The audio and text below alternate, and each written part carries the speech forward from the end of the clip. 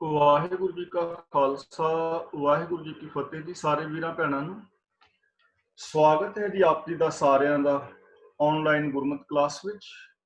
ਜਿਵੇਂ ਕਿ ਆਪ ਜੀ ਨੂੰ ਪਤਾ ਹੈ, ਅਸੀਂ ਸਾਰੇ ਵੀਰ ਭੈਣਾਂ ਮਿਲ ਕੇ ਜਿਸ ਬਾਣੀ ਦੀ ਵਿਚਾਰ ਕਰ ਰਹੇ ਹਾਂ, ਇਹ ਪਾਵਨ ਬਾਣੀ ਦਾ ਨਾਮ ਅਲਾਣੀਆਂ ਹੈ। ਸਾਹਿਬ ਸ੍ਰੀ ਗੁਰੂ ਨਾਨਕ ਪਾਤਸ਼ਾਹ ਜੀ ਦੀ ਉਚਾਰਨ ਕੀਤੀ ਹੋਈ ਆਦਿ ਸ੍ਰੀ ਗੁਰੂ ਗ੍ਰੰਥ ਸਾਹਿਬ ਜੀ ਦੇ ਪਾਵਨ ਅੰਗ 578 ਤੇ ਰਾਗ ਵਡਹੰਸ ਦੇ ਅੰਦਰ ਅੰਕਿਤ ਹੈ। ਅੱਜ ਅਸੀਂ ਦੂਜੇ ਸ਼ਬਦ ਦੀ ਵਿਚਾਰ ਸਾਂਝੀ ਕਰਾਂਗੇ। ਇਹ ਪਾਵਨ ਸ਼ਬਦ ਆਦਿ ਸ੍ਰੀ ਗੁਰੂ ਗ੍ਰੰਥ ਸਾਹਿਬ ਜੀ ਦੇ ਪਾਵਨ ਅੰਗ 579 ਤੇ ਅੰਕਿਤ ਹੈ। ਸੰਸਾਰ ਦੇ ਉੱਤੋਂ ਹਰ ਇਨਸਾਨ ਨੇ ਇੱਕ ਨਾ ਇੱਕ ਦਿਨ ਚਲੇ ਜਾਣਾ ਹੈ, ਭਾਵ ਸਰੀਰਕ ਤੌਰ ਤੇ ਹਰ ਇਨਸਾਨ ਦੀ ਮੌਤ ਹੋਣੀ ਹੈ। ਇਸ ਲਈ ਜ਼ਰੂਰੀ ਇਹ ਨਹੀਂ ਕਿ ਬੰਦਾ ਕਿੰਨੀ ਲੰਬੀ ਜ਼ਿੰਦਗੀ ਜੀਵੇਗਾ। ਲੰਬੇ ਜੀਵਨ ਦੀ ਜਾਂ ਛੋਟੇ ਜੀਵਨ ਦੀ ਅਹਿਮੀਅਤ ਨਹੀਂ ਹੈ। ਅਹਿਮੀਅਤ ਜੀਵਨ ਜੀਣ ਦੇ ਢੰਗ ਦੀ ਹੈ ਕਿ ਕੋਈ ਇਨਸਾਨ ਇਸ ਜ਼ਿੰਦਗੀ ਨੂੰ ਕਿਵੇਂ ਜੀਵੇ। ਕਈ ਲੋਕ ਇਸ ਢੰਗ ਦੇ ਨਾਲ ਜ਼ਿੰਦਗੀ ਜੀਂਦੇ ਹਨ ਕਿ ਉਹਨਾਂ ਦੇ ਜੀਵਨ ਦੇ ਨਾਲ ਸ਼ਮਸ਼ਾਨ ਭੂਮੀ ਦੇ ਦਰਸ਼ਨ ਹੋ ਜਾਂਦੇ ਨੇ, ਤੇ ਕਈ ਲੋਕ ਇਸ ਤਰ੍ਹਾਂ ਮਰਦੇ ਹਨ ਕਿ ਉਹਨਾਂ ਦੀ ਮੌਤ ਵੀ ਸੰਸਾਰ ਨੂੰ ਨਵੀਂ ਜ਼ਿੰਦਗੀ ਦੇ ਜਾਂਦੀ ਹੈ, ਜੀਵਨ ਦਾ ਢੰਗ ਦੇ ਜਾਂਦੀ ਹੈ, ਔਰ ਉਹਨਾਂ ਦਾ ਜੀਵਨ ਆਦਰਸ਼ਕ ਹੁੰਦਾ ਹੈ। ਰਹਿੰਦੀ ਦੁਨੀਆ ਤੱਕ ਲੋਕ ਉਹਨਾਂ ਦੇ ਜੀਵਨ ਤੋਂ ਜੀਵਨ ਸੇਧ ਲੈਂਦੇ ਰਹਿੰਦੇ ਨੇ। ਕੱਲ ਅਸਾਂ ਵਿਚਾਰ ਕੀਤੀ ਸੀ, ਨਾਨਕ ਰੁਨਾ ਬਾਬਾ ਜਾਣੀਐ ਜੇ ਰੋਵੇ ਲਾਇ ਪਿਆਰੋ, ਕਿ ਜੋ ਵਿਅਰਥ ਦੇ ਰੋਣੇ ਨੇ ਉਹ ਰੋਣੇ ਨਹੀਂ ਚਾਹੀਦੇ, ਸਗੋਂ ਰੱਬ ਦੀ ਰਜ਼ਾ ਭਾਣੇ ਦੇ ਅੰਦਰ ਰਹਿਣਾ ਚਾਹੀਦਾ ਹੈ। ਔਰ ਸੱਚਾ ਵੈਰਾਗ ਉਹਨੂੰ ਹੀ ਅਸੀਂ ਕਹਿ ਸਕਦੇ ਹਾਂ ਜੋ ਪ੍ਰਭੂ ਦੀ ਪ੍ਰੀਤ ਖਾਤਰ ਆਉਂਦਾ ਹੈ। ਰੱਬੀ ਗੁਣਾਂ ਵਾਸਤੇ ਜੋ ਯਤਨ ਕਰਨਾ ਹੈ, ਰੱਬੀ ਗੁਣਾਂ ਵਾਸਤੇ ਜੋ ਅੰਦਰ ਪ੍ਰੀਤ ਪੈਦਾ ਹੁੰਦੀ ਹੈ ਵਿਕਾਰਾਂ ਨੂੰ ਛੱਡ ਕੇ, ਇਹੀ ਸੱਚਾ ਵੈਰਾਗ ਹੈ। ਅਗਲੇ ਸ਼ਬਦ ਵਿੱਚ ਗੁਰੂ ਜੀ ਬਚਨ ਕਰਦੇ ਹਨ, ਵਡਹੰਸ ਮਹਿਲਾ ਪਹਿਲਾ, ਆਵਹੋ ਮਿਲੋ ਸਹੇਲੀਓ ਸੱਚੜਾ ਨਾਮ ਲਏ ਹਾਂ। ਸਹੇਲੀਓ ਦਾ ਮਤਲਬ ਵੀਰੋ ਭੈਣੋ ਸਤਸੰਗੀ ਜਨੋ, ਆਓ ਰਲ ਕੇ ਬੈਠੀਏ। ਤੇ ਸੱਚੜਾ ਦਾ ਮਤਲਬ ਸਦਾ ਸਥਿਰ ਰਹਿਣ ਵਾਲਾ, ਨਾਮ ਲਏ ਹਾਂ ਦਾ ਮਤਲਬ ਰੱਬ ਦੇ ਗੁਣ ਗਾਈਏ, ਯਾਨੀ ਜੋ ਸੱਚਾ ਰੱਬ ਦਾ ਹੁਕਮ ਹੈ ਉਸ ਬਾਰੇ ਅਸੀਂ ਵਿਚਾਰ ਕਰੀਏ ਕਿ ਕਿਵੇਂ ਅਸੀਂ ਹੁਕਮ ਅੰਦਰ ਜ਼ਿੰਦਗੀ ਜੀ ਸਕਦੇ ਹਾਂ, ਕਿਵੇਂ ਅਸੀਂ ਪ੍ਰਭੂ ਪਰਮਾਤਮਾ ਦੇ ਗੁਣਾਂ ਦੇ ਧਾਰਨੀ ਹੋ ਸਕਦੇ ਹਾਂ, ਸਾਡੇ ਜੀਵਨ ਵਿੱਚ ਸੱਚ ਕਿਵੇਂ ਆ ਸਕਦਾ ਹੈ, ਦਇਆ ਕਿਵੇਂ ਆ ਸਕਦੀ ਹੈ, ਪ੍ਰੇਮ ਕਿਵੇਂ ਆ ਸਕਦਾ ਹੈ। ਇਹ ਗੁਣ ਸਾਡੇ ਅੰਦਰ ਨੇ, ਅਸੀਂ ਇਹਨਾਂ ਗੁਣਾਂ ਨੂੰ ਵਰਤੋਂ ਵਿੱਚ ਕਿਵੇਂ ਲਿਆ ਸਕਦੇ ਹਾਂ, ਕਿਵੇਂ ਸਾਡੀ ਜ਼ਿੰਦਗੀ ਗੁਣਾਂ ਦੇ ਅੰਦਰ ਬੀਤੇ, ਰੱਬੀ ਰਜ਼ਾ ਦੇ ਅੰਦਰ ਜੀਵਨ ਬੀਤੇ। ਆਓ ਅਸੀਂ ਇਸ ਚੀਜ਼ ਦੀ ਵਿਚਾਰ ਕਰੀਏ। ਤਾਂ ਦੇਖੋ, ਜੇ ਅਸੀਂ ਆਪਸ ਦੇ ਵਿੱਚ ਮਿਲਦੇ ਵਰਤਦੇ ਹਾਂ ਤੇ ਜੇ ਮਿਲਵਰਤਨ ਸਮੇਂ ਅਸੀਂ ਇਸ ਚੀਜ਼ ਦਾ ਬੇਸ ਬਣਾਈਏ ਕਿ ਅਸੀਂ ਵਿਚਾਰ ਇਹ ਕਰਨੀ ਕਿ ਸੱਚੀ ਜ਼ਿੰਦਗੀ ਕਿਵੇਂ ਜੀ ਸਕਦੇ ਹਾਂ, ਤਾਂ ਸਾਡਾ ਮਿਲਵਰਤਨ ਹੀ ਇੱਕ ਭਗਤੀ ਬਣ ਜਾਏਗਾ। ਤੇ ਜੇ ਸਾਡੇ ਘਰ ਦੇ ਅੰਦਰ ਕਿਤੇ ਕੋਈ ਐਸੀ ਘਟਨਾ ਵਾਪਰਦੀ ਹੈ ਜਿੱਥੇ ਕੋਈ ਘਰ ਦਾ ਜੀਅ ਵਿਛੜਦਾ ਸਰੀਰਕ ਤੌਰ ਤੇ ਉੱਥੇ ਵੀ ਜੇ ਅਸੀਂ ਬੈਠ ਕੇ ਸੱਚ ਨੂੰ ਵਿਚਾਰਨ ਦਾ ਯਤਨ ਕਰੀਏ ਕਿ ਆਵੋ ਮਿਲੋ ਸਹੇਲੀ ਹੋ ਸੱਚੜਾ ਨਾਮ ਲੈ ਹਾਂ, ਕਿ ਆਓ ਬਈ ਇੱਥੇ ਬੈਠ ਕੇ ਸੱਚੇ ਹੁਕਮ ਦੀ ਵਿਚਾਰ ਕਰਦੇ ਹਾਂ, ਤਾਂ ਫਿਰ ਜੋ ਸੱਚ ਦੀ ਵਿਚਾਰ ਕਰਾਂਗੇ ਸਾਨੂੰ ਇਸ ਚੀਜ਼ ਦੀ ਸਮਝ ਆਏਗੀ ਕਿ ਜੋ ਪ੍ਰਾਣੀ ਚਲਾ ਗਿਆ ਹੈ ਇਹ ਇੱਕ ਅਟਲ ਨਿਯਮ ਹੈ। ਇਸ ਸੰਸਾਰ ਤੇ ਫਿਰ ਕਦੇ ਕਿਸੇ ਨੇ ਵੀ ਨਹੀਂ ਰਹਿਣਾ, ਅਸੀਂ ਵੀ ਇਸ ਦੁਨੀਆ ਤੋਂ ਇੱਕ ਦਿਨ ਚਲੇ ਜਾਣਾ ਹੈ। ਇਸ ਲਈ ਅਸੀਂ ਸੱਚੀ ਜ਼ਿੰਦਗੀ ਕਿਵੇਂ ਜੀ ਸਕਦੇ ਹਾਂ। ਰੋਵੇ ਬਿਰਹਾ ਤਨ ਕਾ ਆਪਣਾ ਸਾਹਿਬ ਸੰਭਾਲੇ ਹਾਂ। ਰੋਵੇ ਦਾ ਮਤਲਬ ਅਸੀਂ ਰੋਵੀਏ, ਬਹੁਵਚਨੀ ਸ਼ਬਦ ਹੈ ਰੋਵੇ। ਬਿਰਹਾ ਦਾ ਮਤਲਬ ਵਿਛੋੜਾ, ਤਨਕਾ ਦਾ ਮਤਲਬ ਸਰੀਰ ਦਾ, ਕਿ ਜਦੋਂ ਤੱਕ ਅਸੀਂ ਜ਼ਿੰਦਗੀ ਜੀ ਰਹੇ ਹਾਂ ਆਪਣੇ ਤੋਂ ਪ੍ਰਭੂ ਦੇ ਵਿਛੋੜੇ ਦਾ ਅਫਸੋਸ ਕਰੀਏ। ਜੇ ਅਫਸੋਸ ਕਰਨਾ ਹੈ ਨਾ, ਤਾਂ ਕਿਸੇ ਮਰਨ ਵਾਲੇ ਦਾ ਨਹੀਂ ਕਿ ਉਹ ਸਰੀਰ ਛੱਡ ਗਿਆ, ਉਹ ਤਾਂ ਛੱਡ ਹੀ ਗਿਆ। ਦੁੱਖ ਇਸ ਗੱਲ ਦਾ ਨਹੀਂ ਹੈ, ਦੁੱਖ ਤੇ ਇਸ ਗੱਲ ਦਾ ਹੈ ਕਿ ਜੋ ਅਸੀਂ ਜਿਉਂਦੇ ਹੀ ਰੱਬ ਦੇ ਨਾਲੋਂ ਵਿਛੜ ਹੋਏ ਹਾਂ। ਜਿਹੜਾ ਸਰੀਰਕ ਤੌਰ ਤੇ ਵਿਛੜ ਗਿਆ ਉਹਨੇ ਤੇ ਆਉਣਾ ਨਹੀਂ ਵਾਪਸ। ਇੱਕ ਹਕੀਕਤ ਹੈ, ਉਹ ਅਸਾਂ ਵੀ ਇੱਕ ਦਿਨ ਵਿਛੜ ਜਾਣਾ ਹੈ। ਤਾਂ ਰੋਵਹਿ ਬਿਰਹਾ ਤਨਕਾ ਦਾ ਮਤਲਬ ਸਰੀਰ ਦੇ ਹੁੰਦਿਆਂ ਹੋਇਆਂ ਵੀ, ਜਿੰਦ ਜਾਨ ਹੁੰਦਿਆਂ ਹੋਇਆਂ ਵੀ ਅਸੀਂ ਰੱਬ ਨਾਲੋਂ ਵਿਛੜੇ ਹੋਏ ਹਾਂ। ਰੱਬ ਨਾਲੋਂ ਮਤਲਬ ਰੱਬੀ ਹੁਕਮ ਨਾਲੋਂ, ਰੱਬੀ ਗੁਣਾਂ ਨਾਲੋਂ, ਸਾਡਾ ਸੱਚ ਨਾਲੋਂ ਵਿਛੋੜਾ ਹੈ, ਦਇਆ ਨਾਲ ਵਿਛੋੜਾ ਹੈ, ਪ੍ਰੇਮ ਨਾਲ ਵਿਛੋੜਾ ਹੈ, ਨਿਰਭੈਤਾ ਨਿਰਵੈਰਤਾ ਦੇ ਨਾਲੋਂ ਸਾਡੀ ਸੁਰਤ ਵਿਛੜੀ ਹੋਈ ਹੈ। ਇਸ ਗੱਲ ਦਾ ਅਫਸੋਸ ਕਰੀਏ। ਆਪਣਾ ਆਪਣਾ ਸਾਹਿਬ ਸੰਭਾਲੇ ਹਾਂ ਦਾ ਮਤਲਬ ਰੱਬ ਨੂੰ ਯਾਦ ਕਰੀਏ, ਰੱਬੀ ਗੁਣਾਂ ਨੂੰ ਸੰਭਾਲੀਏ। ਜਦੋਂ ਸਾਡੇ ਘਰ ਪਰਿਵਾਰ ਵਿੱਚ ਜਾਂ ਆਸੇ-ਪਾਸੇ ਕਿਤੇ ਇਹੋ ਜਿਹੀ ਜਗ੍ਹਾ ਕੋਈ ਇਹੋ ਜਿਹਾ ਸਮਾਗਮ ਹੁੰਦਾ ਹੈ ਜਿੱਥੇ ਕਿ ਕੋਈ ਮੌਤ ਹੋਈ ਹੈ, ਤਾਂ ਉੱਥੇ ਸਰੀਰਕ ਤੌਰ ਤੇ ਜੋ ਵਿਛੋੜਾ ਜਿਸ ਦਾ ਹੋਇਆ ਹੈ, ਉਹਦੇ ਵਾਸਤੇ ਰੋਣ ਦੀ ਬਜਾਏ ਜੇ ਉੱਥੇ ਬੈਠ ਕੇ ਇਹ ਵਿਚਾਰਾਂ ਕੀਤੀਆਂ ਕਿ ਅਸੀਂ ਗੁਨਾਹ ਦੇ ਧਾਰਨੀ ਕਿਵੇਂ ਹੋ ਸਕਦੇ ਹਾਂ, ਇਹ ਸੱਚਾਈ ਜਿਹੜੀ ਸਾਨੂੰ ਅਪਣਾਉਣੀ ਚਾਹੀਦੀ ਹੈ। ਔਰ ਅਸੀਂ ਇਸ ਗੱਲ ਦਾ ਅਫਸੋਸ ਕਰੀਏ ਕਿ ਅਸੀਂ ਰੱਬ ਨਾਲੋਂ ਖੁਦ ਵਿਛੜੇ ਹੋਏ ਹਾਂ। ਭਗਤ ਕਬੀਰ ਜੀ ਦਾ ਬੜਾ ਪਿਆਰਾ ਵਚਨ ਹੈ। ਕਬੀਰ ਜੀ ਕਹਿੰਦੇ ਨੇ, ਕਬੀਰ ਸੰਤ ਮੂਏ ਕਿਆ ਰੋਈਐ ਜੋ ਆਪਣੇ ਗ੍ਰਹਿ ਜਾਏ, ਰੋਵੋ ਸਾਕਤ ਵਾਪਰੇ ਜੋ ਹਾਟੇ ਹਾਟ ਬਿਤਾਏ। ਜੇ ਕੋਈ ਰੱਬ ਦਾ ਪਿਆਰਾ ਵਿਕਾਰਾਂ ਵੱਲੋਂ ਮਰਿਆ ਹੈ ਤੇ ਉਹਦੇ ਵਾਸਤੇ ਰੋਣਾ ਕਾਹਦਾ। ਲੋਕ ਕਹਿ ਦਿੰਦੇ ਨੇ ਸੱਚ ਦੇ ਨਾਲ ਜੁੜ ਜਾ ਵੀ ਸਾਡੇ ਵੱਲੋਂ ਤੇ ਮਰਿਆਂ ਵਰਗਾ ਹੀ ਹੋ ਗਿਆ। ਕਬੀਰ ਜੀ ਕਹਿੰਦੇ ਨੇ ਜੇ ਕੋਈ ਰੱਬ ਦਾ ਪਿਆਰਾ ਗੁਜ਼ਰਦਾ ਹੈ ਤਾਂ ਉਹਦੇ ਵਾਸਤੇ ਰੋਣ ਦੀ ਲੋੜ ਨਹੀਂ ਹੈ। ਉਹ ਤੇ ਆਪਣੇ ਘਰ ਦੇ ਵਿੱਚ ਗਿਆ ਹੈ, ਭਾਵ ਸੱਚ ਦੇ ਨਾਲ ਮਿਲਿਆ ਹੋਇਆ ਉਹਨੇ ਆਪਣਾ ਜੀਵਨ ਬਿਤਾਇਆ ਹੈ। ਰੋਣਾ ਤੇ ਉਹਦੇ ਵਾਸਤੇ ਚਾਹੀਦਾ ਹੈ ਜੋ ਜਿਉਂਦਾ ਹੋਇਆ ਹੱਟੀਆਂ ਹੱਟੀਆਂ ਤੇ ਵਿਕਦਾ ਫਿਰਦਾ ਹੈ। ਇੱਕ ਰੱਬ ਨੂੰ ਛੱਡ ਕੇ, ਗੁਰੂ ਨੂੰ ਛੱਡ ਕੇ ਥਾਂ ਥਾਂ ਤੇ ਮੱਥੇ ਟੇਕਦਾ ਫਿਰਦਾ ਹੈ, ਵਿਕਾਰਾਂ ਦੇ ਵਿੱਚ ਰੁਲਦਾ ਫਿਰਦਾ ਹੈ। ਅਫਸੋਸ ਤਾਂ ਉਹਦਾ ਕਰਨਾ ਚਾਹੀਦਾ। ਤਾਂ ਗੁਰੂ ਜੀ ਕਹਿੰਦੇ ਹਨ ਕਿ ਆਓ ਅਸੀਂ ਪ੍ਰਭੂ ਤੋਂ ਵਿਛੋੜੇ ਦਾ ਮੁੜ ਮੁੜ ਕੇ ਅਫਸੋਸ ਦੇ ਨਾਲ ਚੇਤਾ ਕਰੀਏ ਕਿ ਅਸੀਂ ਰੱਬ ਨਾਲੋਂ ਵਿਛੜੇ ਹਾਂ ਤੇ ਮੇਰਾ ਅਫਸੋਸ ਨਾ ਕਰਦੇ ਰਹੀਏ, ਸਗੋਂ ਆਪਣਾ ਸਾਹਿਬ ਸੰਭਾਲੇ ਹਾਂ। ਆਪਣੇ ਸਾਹਿਬ ਨੂੰ ਯਾਦ ਕਰੀਏ, ਰੱਬੀ ਗੁਣਾਂ ਨੂੰ ਯਾਦ ਕਰੀਏ, ਰੱਬੀ ਗੁਣਾਂ ਨੂੰ ਆਪਣੀ ਸੁਰਤ ਵਿੱਚ ਵਸਾਈਏ। ਸਾਹਿਬ ਸੰਭਾਲੇ ਪੰਥ ਨਿਹਾਲੇ ਅਸਾਂ ਵੀ ਉੱਥੇ ਜਾਣਾ। ਨਿਹਾਲੇ ਦਾ ਮਤਲਬ ਅਸੀਂ ਵੇਖੀਏ, ਪੰਥ ਦਾ ਮਤਲਬ ਰਾਸਤਾ। ਅਸੀਂ ਜੀਵਨ ਦਾ ਸਹੀ ਰਾਸਤਾ ਚੁਣੀਏ ਔਰ ਅਸੀਂ ਆਪਣੇ ਮਾਲਕ ਨੂੰ ਆਪਣੇ ਹਿਰਦੇ ਵਿੱਚ ਵਸਾਈਏ। ਇਹ ਜੀਵਨ ਦਾ ਸਹੀ ਰਾਸਤਾ ਹੈ। ਦੇਖੋ ਜੀਵਨ ਦਾ ਰਾਹ ਹੀ ਹੈ ਨਾ, ਬੰਦਿਆਂ ਨੇ ਦੋ ਤਰ੍ਹਾਂ ਦਾ ਜੀਵਨ ਦਾ ਰਾਸਤਾ ਚੁਣਿਆ ਹੈ।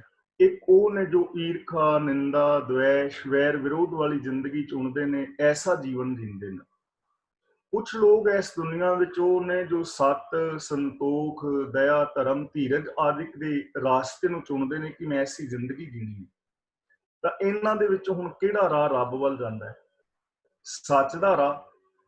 ਸਾਹਿਬ ਸੰਭਾਲੇ ਪੰਥ ਨਿਹਾਲੇ, ਅਸੀਂ ਰੱਬ ਨੂੰ ਆਪਣੇ ਹਿਰਦੇ ਵਿੱਚ ਸੰਭਾਲੀਏ, ਰੱਬੀ ਗੁਣਾਂ ਨੂੰ ਸੰਭਾਲੀਏ। ਪੰਥ ਨਿਹਾਲੇ ਦਾ ਮਤਲਬ ਅਸੀਂ ਰੱਬ ਦੇ ਰਾਸਤੇ ਨੂੰ ਚੁਣੀਏ। ਰੱਬ ਦਾ ਰਾਸਤਾ ਕਿਹੜਾ ਹੈ? ਹੁਕਮ ਰਜ਼ਾਈ ਚੱਲਣਾ ਜਾਂ ਗੁਰਸਿੱਖ ਮੀਤ ਚਲੋ ਗੁਰ ਚਾਲੀ। ਅਸੀਂ ਉਸ ਰਾਸਤੇ ਦੀ ਨਿਸ਼ਾਨਦੇਹੀ ਕਰੀਏ, ਉਸ ਰਾਸਤੇ ਨੂੰ ਵੇਖੀਏ ਜਿਸ ਰਾਹ ਦੇ ਉੱਤੇ ਚੱਲ ਕੇ ਅਸੀਂ ਰੱਬ ਦੇ ਘਰ ਵਿੱਚ ਪਹੁੰਚ ਸਕਦੇ ਹਾਂ। ਅਸਾਂ ਵੀ ਉੱਥੇ ਜਾਣਾ ਦਾ ਮਤਲਬ ਜਿੱਥੇ ਮਰਨ ਵਾਲਾ ਚਲਾ ਗਿਆ ਅਸਾਂ ਵੀ ਜਾਣਾ ਹੈ। ਇਸ ਮੌਤ ਦੇ ਮੂੰਹ ਵਿੱਚ ਤੇ ਅਸਾਂ ਵੀ ਜਾਣਾ ਹੈ। ਅਫਸੋਸ ਮਰਨ ਵਾਲੇ ਦਾ ਤਾਂ ਹੋਵੇ ਕਿ ਜੇ ਮੇਰੇ ਪਿਤਾ ਜੀ ਦੀ ਡੈਥ ਹੋ ਗਈ ਪਰ ਮੇਰੀ ਨਹੀਂ ਹੋਣੀ, ਮੈਂ ਸਦਾ ਜਿਉਣਾ ਹੈ, ਫਿਰ ਤਾਂ ਅਫਸੋਸ ਵਾਲੀ ਗੱਲ ਹੈ ਕਿ ਮੇਰਾ ਪਿਓ ਵੀ ਜਿਉਂਦਾ ਰਹਿੰਦਾ ਯਾਰ, ਉਹ ਵੀ ਇਸ ਦੁਨੀਆ ਨੂੰ ਵੇਖਦਾ। ਪਰ ਮਰ ਤਾਂ ਇੱਕ ਦਿਨ ਮੈਂ ਨਹੀਂ ਜਾਣਾ। ਜ਼ਰੂਰੀ ਨਹੀਂ ਕਿ ਜੋ ਮਰਨ ਵਾਲਾ ਹੈ ਉਹ ਮਰਿਆ ਤੇ ਮੈਂ ਹਮੇਸ਼ਾ ਰਹਿਣਾ, ਫਿਰ ਤਾਂ ਅਫਸੋਸ ਵਾਲੀ ਗੱਲ ਹੈ। ਪਰ ਜਦ ਸਾਰਿਆਂ ਨੇ ਚਲੇ ਜਾਣਾ, ਇੱਕ ਰਾਸਤਾ ਹੈ, ਇੱਕ ਨਿਯਮ ਹੈ, ਤਾਂ ਇਹਦੇ ਵਿੱਚ ਚਿੰਤਾ ਵਾਲੀ ਗੱਲ ਕੋਈ ਨਹੀਂ। ਚਿੰਤਾ ਤਾਂ ਕੀ ਹੁੰਦੀ ਹੈ ਜੋ ਅਨਹੋਣੀ ਹੋਏ, ਇਹ ਮਾਰਗ ਸੰਸਾਰ ਕੋ ਨਾਨਕ ਫਿਰਨ ਹੋਏ। ਤਾਂ ਸਾਨੂੰ ਗੁਰਦੇਵ ਇਸ ਪੰਕਤੀ ਰਾਹੀਂ ਸਮਝਾ ਰਹੇ ਹਨ। ਅਸਾਂ ਵੀ ਉੱਥੇ ਜਾਣਾ ਦਾ ਮਤਲਬ ਅਸਾਂ ਉੱਥੇ ਚਲੇ ਜਾਣਾ ਹੈ, ਭਾਵ ਮੌਤ ਹਰ ਇੱਕ ਦੀ ਆਉਣੀ ਹੈ। ਇਸ ਲਈ ਜਿਉਂਦੇ ਜੀ ਜਦੋਂ ਤੱਕ ਸਾਨੂੰ ਇਹ ਜੀਵਨ ਮਿਲਿਆ ਹੈ, ਸਾਨੂੰ ਰੱਬੀ ਰਾਹ ਦੀ ਚੋਣ ਕਰਨੀ ਚਾਹੀਦੀ, ਰੱਬ ਦੇ ਹੁਕਮ ਅਨੁਸਾਰ ਜੀਣਾ ਚਾਹੀਦਾ ਔਰ ਰੱਬੀ ਗੁਣਾਂ ਨੂੰ ਆਪਣੇ ਜੀਵਨ ਵਿੱਚ ਵਸਾਉਣਾ ਚਾਹੀਦਾ ਹੈ, ਜਿਸ ਦੇ ਨਾਲ ਅਸੀਂ ਜਿਉਂਦੇ ਜੀ ਹੀ ਉਸ ਰੱਬ ਦੇ ਅੰਦਰ ਮਿਲ ਕੇ ਰੱਬ ਵਰਗੇ ਹੋ ਸਕੀਏ। ਜਿਸ ਕਾ ਕੀਆ ਤਿਨ ਹੀ ਲੀਆ, ਹੋਆ ਤਿਸੈ ਕਾ ਪਾਣਾ। ਕਿਸੇ ਦੇ ਮਰਨ ਤੇ ਰੋਣਾ ਵਿਅਰਥ ਹੈ। क्योंकि जिस प्रभु का पैदा किया हुआ सी, इसने लिया दा मतलब उन्हें वापस ले लिया। हुआ तिसे का भाना का मतलब उसे दा भाना होया है, हुक्म है। हुक्म दे अंदर, नियम दे अंदर संसार दे विच जीव आउंदा है, हुक्म दे विच जींदा है और हुक्म दे अंदर ही इस संसार तो चला जाता है। ਇਹਦੇ ਵਿੱਚ ਹੁਣ ਸਾਡਾ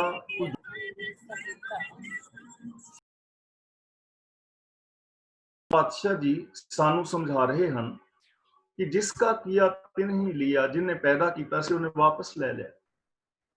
तो ਇਹਦੇ ਵਿੱਚ ਉਹਦਾ ਭਾਣਾ ਹੈ, ਇਹਦੇ ਵਿੱਚ ਸਾਡੀ ਕੀ ਜ਼ੋਰ ਚੱਲਦਾ, ਸਾਡਾ ਜ਼ੋਰ ਨਹੀਂ ਨਾ ਚੱਲਦਾ। ਇੱਕ ਆਦਮੀ ਕਿਸੇ ਸ਼ਾਹੂਕਾਰ ਦੇ ਪਾਸ ਕਰਜ਼ ਲੈਣ ਵਾਸਤੇ ਗਿਆ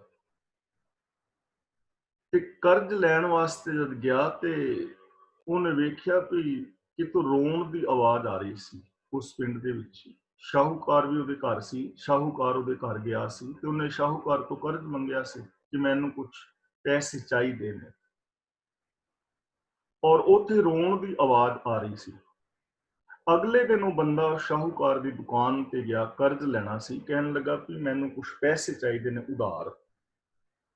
ਉਹ ਕਹਿਣ ਲੱਗਾ ਠੀਕ ਹੈ, ਕਹਿਣ ਲੱਗਾ ਕੱਲ ਤੁਹਾਡੇ ਪਿੰਡ ਦੇ ਵਿੱਚ ਬੜੀ ਆ ਰਹੀ ਸੀ ਆਵਾਜ਼ ਰੋਣ ਦੀ, ਤੁਹਾਡੇ ਘਰ ਵਿੱਚ ਵੀ ਰੋਣਾ ਹੋ ਰਿਹਾ ਸੀ। ਕਹਿਣ ਲੱਗਾ ਹਾਂ, ਉਹ ਸਾਡਾ ਕੋਈ ਰਿਸ਼ਤੇਦਾਰ ਸੀ, ਉਹਦੀ ਡੈਥ ਹੋ ਗਈ ਸੀ ਤੇ ਉਹਦੇ ਕਰਕੇ ਰੋ ਰਹੇ ਸੀ, ਤਾਂ ਸਾਡੇ ਘਰ ਵੀ ਰੋ ਰਹੇ ਸੀ ਜੀ, ਮੈਂ ਵੀ ਤਾਂ ਹੀ ਰੋ ਰਿਹਾ ਸੀ।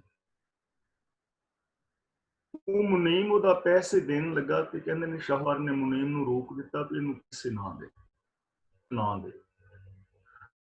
ਹੁਣ ਉਹ ਜਿਹੜਾ ਬੰਦਾ ਕਰਜ਼ ਲੈਣ ਆਇਆ ਸੀ ਹੈਰਾਨ ਹੋਇਆ, ਕਹਿਣ ਲੱਗਾ ਕਿ ਤੂੰ ਮੈਨੂੰ ਕੱਲ ਤੇ ਕਿਹਾ ਸੀ ਵੀ ਲੈ ਆਈ ਦੁਕਾਨ ਤੋਂ ਤੇ ਆਦੀ ਪੈਸੇ ਲੈ ਆਈ, ਤੇ ਹੁਣ ਤੈਨੂੰ ਕੀ ਹੋਇਆ? ਕਹਿਣ ਲੱਗਾ ਵੀ ਹੁਣ ਮੈਨੂੰ ਇਹ ਹੋਇਆ ਕਿ ਰੱਬ ਨੇ ਤੁਹਾਨੂੰ ਜੀ ਦਿੱਤਾ ਜਾਂ ਕੋਈ ਰਿਸ਼ਤੇਦਾਰ ਸੱਜਣ ਮਿੱਤਰ ਜਿਹੜਾ ਤੁਹਾਡਾ ਗੁਜ਼ਰਿਆ ਤੇ ਹੁਣ ਉਹਨੇ ਵਾਪਸ ਲੈ ਲਿਆ ਤੇ ਤੁਸੀਂ ਰੋ ਰਹੇ ਹੋ। ਜਦੋਂ ਤੁਸੀਂ ਜੰਮਿਆ ਸੀ ਉਦੋਂ ਖੁਸ਼ੀ ਮਨਾਈ ਸੀ, ਇਸ ਕਰਕੇ ਅੱਜ ਤੂੰ ਕਰਜ਼ ਬੜੀ ਖੁਸ਼ੀ ਨਾਲ ਲੈ ਰਿਹਾ ਹੈ ਤੇ ਜਦੋਂ ਵਾਪਸ ਦੇਣਾ ਪਿਆ ਤੂੰ ਰੋਣਾ ਹੈ, ਤੈਨੂੰ ਤਕਲੀਫ ਹੋਣੀ ਹੈ, ਕਿਉਂਕਿ ਤੁਹਾਡੀਆਂ ਆਦਤਾਂ ਦਿਸ ਰਹੀਆਂ ਨੇ ਵੀ ਰੱਬ ਨੇ ਕੋਈ ਚੀਜ਼ ਦਿੱਤੀ, ਖੁਸ਼ ਹੋਏ, ਵਾਪਸ ਲਈਏ, ਤੁਸੀਂ ਰੋ ਰਹੇ ਹੋ। ਕੱਲ ਨੂੰ ਤੂੰ ਕਰਜ਼ ਵਾਪਸ ਦੇਣ ਲੱਗਿਆ ਵੀ ਰੋਏਗਾ, ਇਸ ਲਈ ਮੈਂ ਤੈਨੂੰ ਕਰਜ਼ ਨਹੀਂ ਦੇ ਸਕਦਾ। ਔਰ ਹਕੀਕਤ ਵਾਸਤਵ ਵਿੱਚ ਐਸੀ ਹੋਈ ਹੈ ਨਾ, ਲੈਣ ਲੱਗਿਆਂ ਖੁਸ਼ੀ ਔਰ ਦੇਣ ਲੱਗਿਆਂ ਤਕਲੀਫ। ਚਾਹੀਦਾ ਤੇ ਇਹ ਹੈ ਕਿ ਜਿਹੜੀ ਅਮਾਨਤ ਹੈ, ਜਿਸ ਪ੍ਰੇਮ ਦੇ ਨਾਲ ਲਈ ਜਾਏ ਉਸ ਪ੍ਰੇਮ ਦੇ ਨਾਲ ਵਾਪਸ ਵੀ ਕੀਤੀ ਜਾਏ। ਤਾਂ ਗੁਰੂ ਜੀ ਕਹਿੰਦੇ ਨੇ ਜਿਹਦਾ ਪੈਦਾ ਕੀਤਾ ਸੀ ਉਹਨੇ ਵਾਪਸ ਲੈ ਲਿਆ, ਇਹ ਜਿੰਦ ਵਾਪਸ ਲਈਏ, ਇਹ ਉਹਦੀ ਰਜ਼ਾ ਹੈ। ਯਾਨੀ ਇੱਥੇ ਸਾਨੂੰ ਇਹ ਸਮਝਾਇਆ ਜਾ ਰਿਹਾ ਕਿ ਜਿਸ ਹੁਕਮ ਦੇ ਅੰਦਰ ਬੰਦਾ ਜਨਮ ਲੈਂਦਾ ਹੈ, ਹੁਕਮ ਦੇ ਅੰਦਰ ਹੀ ਪਲਦਾ ਹੈ ਤੇ ਹੁਕਮ ਦੇ ਅੰਦਰ ਇਸ ਦੁਨੀਆ ਤੋਂ ਚਲਾ ਜਾਂਦਾ ਹੈ। ਇਹ ਇੱਕ ਸਿਸਟਮ ਹੈ, ਇੱਥੇ ਸਦਾ ਕੋਈ ਰਹਿ ਨਹੀਂ ਸਕਦਾ। ਇਹ ਚੀਜ਼ ਨੂੰ ਸਮਝਣ ਦੀ ਜ਼ਰੂਰਤ ਹੈ। ਜੋ ਤਿਨ ਕਰ ਪਾਇਆ ਸੋ ਆਗੇ ਆਇਆ, ਅਸੀਂ ਕੇ ਹੁਕਮ ਕਰੇ ਹਾਂ। ਇੱਥੇ ਹੁਣ ਵਿਦਵਾਨਾਂ ਨੇ ਦੋ ਤਰ੍ਹਾਂ ਦੇ ਅਰਥ ਕੀਤੇ ਨੇ। ਇੱਕ ਤਾਂ ਇਹ ਕੀਤਾ ਕਿ ਜੋ ਜੀਵ ਨੇ ਕੀਤਾ ਉਹ ਬੰਦਾ ਜਿਹੜਾ ਹੈ ਪਾਉਂਦਾ ਹੈ, ਅਸੀਂ ਉਹਦੇ ਵਿੱਚ ਕੀ ਹੁਕਮ ਕਰ ਸਕਦੇ ਹਾਂ। ਔਰ ਦੂਜਾ ਅਰਥ ਕੀਤਾ ਹੈ ਜੋ ਤਿਨ ਕਰ ਪਾਇਆ। ਤਿੰਨ ਦਾ ਮਤਲਬ ਰੱਬ ਨੇ, ਕਿ ਜੋ ਹਰੀ ਨੇ ਕਰ ਦਿੱਤਾ ਹੈ ਉਹੀ ਅੱਗੇ ਆਉਂਦਾ ਹੈ। ਅਸੀਂ ਕਿ ਹੁਕਮ ਕਰੇ ਹਾਂ, ਅਸੀਂ ਉਹਦੇ ਵਿੱਚ ਕੀ ਹੁਕਮ ਕਰ ਸਕਦੇ ਹਾਂ? ਬੇਬਸ ਹਾਂ, ਅਸੀਂ ਕੁਝ ਕਰ ਨਹੀਂ ਸਕਦੇ। ਔਰ ਵਾਸਤਵ ਦੇ ਵਿੱਚ ਇਹ ਹਕੀਕਤ ਹੈ ਕਿ ਜੋ ਕੁਝ ਰੱਬ ਨੇ ਕੀਤਾ ਹੈ ਉਹੀ ਅੱਗੇ ਆਉਂਦਾ ਹੈ, ਉਹਦੇ ਮੁਤਾਬਕ ਸਾਨੂੰ ਜ਼ਿੰਦਗੀ ਜੀਣੀ ਪੈਂਦੀ ਹੈ। ਅਸੀਂ ਕਿ ਹੁਕਮ ਕਰੇ ਹਾਂ, ਅਸੀਂ ਰੱਬ ਅੱਗੇ ਹੁਕਮ ਨਹੀਂ ਕਰ ਸਕਦੇ, ਸਾਡਾ ਹੁਕਮ ਨਹੀਂ ਚੱਲ ਸਕਦਾ। ਹੁਣ ਇਹ ਚੀਜ਼ ਸਮਝਣ ਵਾਲੀ ਹੈ ਕਿ ਰੱਬ ਕਿਵੇਂ ਕਰਦਾ ਹੈ। ਰੱਬ ਵਿਆਪਕ ਹੈ ਨਾ ਇਸ ਸੰਸਾਰ ਵਿੱਚ, ਔਰ ਇਹ ਚੀਜ਼ ਅਸੀਂ ਜਪਜੀ ਸਾਹਿਬ ਜੀ ਦੇ ਵਿੱਚ ਬੜੇ ਪਿਆਰ ਦੇ ਨਾਲ ਵਿਚਾਰ ਆਏ ਹਾਂ ਕਿ ਇਸ ਜਗਤ ਦੇ ਅੰਦਰ ਜੋ ਕੁਝ ਵੀ ਹੋ ਰਿਹਾ ਹੈ ਹੁਕਮ ਵਿੱਚ ਹੋ ਰਿਹਾ ਹੈ। ਹੁਕਮੀ ਹੋਵਨ ਆਕਾਰ, ਹੁਕਮ ਨਾ ਕਹਿਆ ਜਾਈ, ਹੁਕਮੀ ਹੋਵਨ ਜੀ, ਹੁਕਮ ਮਿਲੇ ਵਡਿਆਈ। ਹੁਕਮੀ ਉੱਤਮ ਨੀਚ, ਹੁਕਮ ਲਿਖ ਦੁੱਖ ਸੁਖ ਪਾਈ ਹੈ। ਇੱਕ ਨਾ ਹੁਕਮੀ ਬਖਸ਼ੀਸ, ਇੱਕ ਹੁਕਮੀ ਸਦਾ ਪੁਆਈ ਹੈ। ਹੁਕਮੈ ਅੰਦਰ ਸਭ ਕੋ, ਬਾਹਰ ਹੁਕਮ ਨਾ ਕੋਈ। ਹੁਕਮ ਦਾ ਮਤਲਬ ਸਿਸਟਮ। ਹੁਣ ਸਿਸਟਮ ਤੋਂ ਬਾਹਰ ਅਸੀਂ ਕੀ ਕਰ ਸਕਦੇ ਹਾਂ? ਜਿਵੇਂ ਮੈਂ ਬੇਨਤੀ ਕਰਦਾ ਹੁੰਨਾ कि हुण एक सिस्टम है ना कि असीं ऑक्सीजन नाल जिंदा रहना है, तां की असीं कार्बन मोनोआक्साइड नाल जिंदा रह सकते हैं? बिल्कुल नहीं रह सकते। कि ਅਸੀਂ ਪਾਣੀ ਦੇ ਵਿੱਚ ਮੱਛੀਆਂ ਦੀ ਤਰ੍ਹਾਂ ਰਹਿ ਸਕਦੇ ਹਾਂ ਕਿ ਅਸੀਂ ਆਪਣਾ ਘਰ ਹੀ ਪਾਣੀ ਵਿੱਚ ਬਣਾ ਲਈਏ, ਨਾਸ਼ਤਾ ਪੀਜ਼ਾ 버ਗਰ ਲੈ ਕੇ ਪਾਣੀ ਛਾਲ ਮਾਰ ਦੇਵੇ ਕਿ ਉੱਥੇ ਸਮੁੰਦਰ ਚ ਅੰਦਰ ਥੱਲੇ ਬਹਿ ਕੇ ਖਾਵਾਂਗੇ, ਐਵੇਂ ਨਹੀਂ ਨਾ ਹੋ ਸਕਦਾ। ਇਸ ਲਈ ਜੋ ਸਿਸਟਮ ਹੈ ਉਹਦੇ ਤੋਂ ਬਾਹਰ ਅਸੀਂ ਕੋਈ ਕਰ ਨਹੀਂ ਸਕਦੇ, ਸਾਡਾ ਕੋਈ ਚਾਰਾ ਨਹੀਂ ਹੈ। ਹਾਂ, ਹੁਕਮ ਦੇ ਅੰਦਰ ਅਸੀਂ ਜੋ ਮਰਜ਼ੀ ਕਰ ਸਕਦੇ ਹਾਂ, ਕੁਦਰਤ ਦੇ ਨਿਯਮਾਂ ਨੂੰ ਸਮਝ ਕੇ ਉਹਦੇ ਮੁਤਾਬਕ ਜਿੰਨੀ ਮਰਜ਼ੀ ਤੁਸੀਂ ਤਰੱਕੀ ਕਰ ਲਓ, ਜਿੰਨੇ ਮਰਜ਼ੀ ਤੁਸੀਂ ਸੁੱਖ ਮਾਣ ਲਓ। ਦੇਖੋ, ਘਰ ਪਰਿਵਾਰ ਨੇ, ਸਾਡੇ ਰਿਸ਼ਤੇ ਨਾਤੇ ਨੇ, ਇਹਨਾਂ ਦੇ ਕੁਝ ਨਿਯਮ ਨੇ ਨਾ, ਫਰਜ਼ ਨੇ। ਸੱਚ ਨੂੰ ਆਧਾਰ ਬਣਾ ਕੇ ਮਨੁੱਖੀ ਫਰਜ਼ਾਂ ਨੂੰ ਨਿਭਾਓ। ਆਪਣੇ ਘਰ ਵਿੱਚ ਜਿੰਨੀਆਂ ਮਰਜ਼ੀ ਖੁਸ਼ੀਆਂ ਮਾਣੋ, ਜਿੰਨੇ ਮਰਜ਼ੀ ਆਨੰਦ ਮਾਣੋ, ਖੁਸ਼ੀਆਂ ਬਣੀਆਂ ਰਹਿਣਗੀਆਂ। ਤੇ ਜੇ ਉਹਨਾਂ ਨਿਯਮਾਂ ਨੂੰ ਤੋੜੋ, ਲੜੋ ਝਗੜੋ, ਤਾਂ ਫਿਰ ਘਰ ਦੇ ਵਿੱਚ ਕਲੇਸ਼ ਹੋਏਗਾ। ਜਿੰਨੀ ਵੀ ਸਾਇੰਸ ਦੀ ਤਰੱਕੀ ਹੋਈ ਹੈ, ਨਿਯਮਾਂ ਨੂੰ ਸਮਝ ਕੇ ਨਿਯਮਾਂ ਅਨੁਸਾਰ ਹੋਈ ਹੈ ਨਾ। ਤੇ ਜੇ ਇਹਨਾਂ ਨਿਯਮਾਂ ਨੂੰ ਨਾ ਸਮਝਿਆ ਜਾਏ ਤਾਂ ਤਰੱਕੀ ਨਹੀਂ ਹੋਏਗੀ। ਯਾਨੀ ਨਿਯਮ ਤੋਂ ਬਾਹਰ, ਰੱਬੀ ਹੁਕਮ ਤੋਂ ਬਾਹਰ ਬੰਦਾ ਕੁਝ ਨਹੀਂ ਕਰ ਸਕਦਾ। ਤਾਂ ਇਸ ਕਰਕੇ ਇਸ ਸੰਸਾਰ ਵਿੱਚ ਉਹੀ ਹੁੰਦਾ ਹੈ ਜੋ ਰੱਬ ਦਾ ਹੁਕਮ ਹੈ, ਰੱਬ ਦਾ ਸਿਸਟਮ ਹੈ, ਪਾਣਾ ਹੈ, ਰਜ਼ਾ ਹੈ ਜਾਂ ਲਾ ਆਫ ਨੇਚਰ ਹੈ, ਉਹਦੇ ਅੱਗੇ ਸਾਡਾ ਕੋਈ ਚਾਰਾ ਚੱਲਦਾ ਨਹੀਂ। ਆਵੋ ਮਿਲੋ ਸਹੇਲੀਓ ਸੱਚੜਾ ਨਾਮ ਲੈ। ਹਾਂ, ਇਸ ਕਰਕੇ ਗੁਰੂ ਜੀ ਕਹਿੰਦੇ ਨੇ, ਆਵੋ ਸਤਸੰਗੀ ਜਨੋ, ਵੀਰੋ ਤੇ ਭਰਾਵੋ, ਅਸੀਂ ਸੱਚਾ ਨਾਮ ਲਈਏ, ਸੱਚੇ ਹੁਕਮ ਦੀ ਗੱਲ ਕਰੀਏ, ਯੂਨੀਵਰਸਲ ਟਰੁੱਥ ਦੀ ਗੱਲ ਕਰੀਏ, ਜੋ ਮੇਰੇ ਤੇ ਵੀ, ਤੁਹਾਡੇ ਤੇ ਵੀ, ਦੂਜਿਆਂ ਤੇ ਵੀ ਲਾਗੂ ਹੁੰਦਾ ਹੈ। ਸੱਚਾਈ ਨੂੰ ਬਿਆਨ ਕਰੀਏ। ਜਿਹੜੀ ਸੱਚਾਈ ਹੈ ਉਹਨੂੰ ਅਸੀਂ ਖੋਜੀਏ, ਸੱਚਾਈ ਨੂੰ ਲੱਭੀਏ, ਸੱਚਾਈ ਨੂੰ ਅਪਣਾਈਏ, ਸੱਚਾਈ ਬੋਲੀਏ, ਸੱਚਾਈ ਵਾਲੀ ਜ਼ਿੰਦਗੀ ਜੀਵੀਏ, ਤਾਂ ਸਾਡੇ ਜੀਵਨ ਵਿੱਚ ਕੋਈ ਪ੍ਰੋਬਲਮ ਨਹੀਂ ਆਏਗੀ। ਸੱਚ ਸਭ ਨਾ ਹੋਏ ਦਾਰੂ, ਪਾਪ ਕੱਢੇ ਤੋਏ। ਜੇਕਰ ਦੁਨੀਆ ਦਾ ਹਰ ਇਨਸਾਨ ਸੱਚ ਦੇ ਨਾਲ ਜੁੜ ਜਾਏ ਤਾਂ ਜੀਵਨ ਕਿੰਨਾ ਸੌਖਾ ਹੋ ਜਾਏਗਾ, ਜੀਵਨ ਵਿੱਚ ਕੋਈ ਤਕਲੀਫ ਨਹੀਂ ਹੋਏਗੀ। ਤਾਂ ਇਸ ਲਈ ਗੁਰੂ ਪਾਤਸ਼ਾਹ ਨੇ ਇਹ ਐਲਾਨੀਆਂ ਦੀ ਪਾਵਨ ਬਾਣੀ ਉਚਾਰਨ ਕੀਤੀ ਹੈ ਕਿ ਜਿੱਥੇ ਤੁਸੀਂ ਰੋਂਦੇ ਹੋ, ਵੈਣ ਪਾਉਂਦੇ ਹੋ, ਆਪਣੀ ਐਨਰਜੀ ਨੂੰ ਕਿੰਨਾ ਤੁਸੀਂ ਨੈਗੇਟਿਵ ਵਿਅਰਥ ਕਰਦੇ ਹੋ, ਔਰ ਫਿਰ ਉਹ ਮਰਨ ਵਾਲਾ ਵਾਪਸ ਤਾਂ ਨਹੀਂ ਆ ਜਾਂਦਾ। ਜਿਹੜੀ ਉਹਦੇ ਮਰਨ ਕਰਕੇ ਥੋੜਾ ਆਉਣੀਆਂ ਨੇ, ਉਹ ਕਦੀ ਰੋਣ ਦੇ ਨਾਲ ਪੂਰੀਆਂ ਤਾਂ ਨਹੀਂ ਹੋ ਜਾਂਦੀਆਂ, ਸਾਡਾ ਘਾਟਾ ਪੂਰਾ ਤਾਂ ਨਹੀਂ ਹੋ ਜਾਂਦਾ। ਸਗੋਂ ਅਸੀਂ ਘਰਦਿਆਂ ਨੂੰ ਪਰੇਸ਼ਾਨ ਕਰਨੇ ਆ, ਇੱਕ ਆਣ ਕੇ ਰਵਾਉਂਦਾ, ਫਿਰ ਦੂਜਾ, ਫਿਰ ਤੀਜਾ। ਪਿੰਡਾਂ ਦੇ ਵਿੱਚ ਤੇ ਹੁਣ ਅੱਜ ਕੱਲ੍ਹ ਤਾਂ ਰਿਵਾਜ ਬਦਲ ਗਿਆ, ਨਹੀਂ ਤੇ ਵਿਚਾਰੀਆਂ ਬੀਬੀਆਂ ਤੇ ਰੋ ਕੋਈ ਪਾਗਲ ਹੋ ਜਾਂਦੀਆਂ, ਮਕਾਨਾਂ ਆਉਂਦੀਆਂ ਸਨ।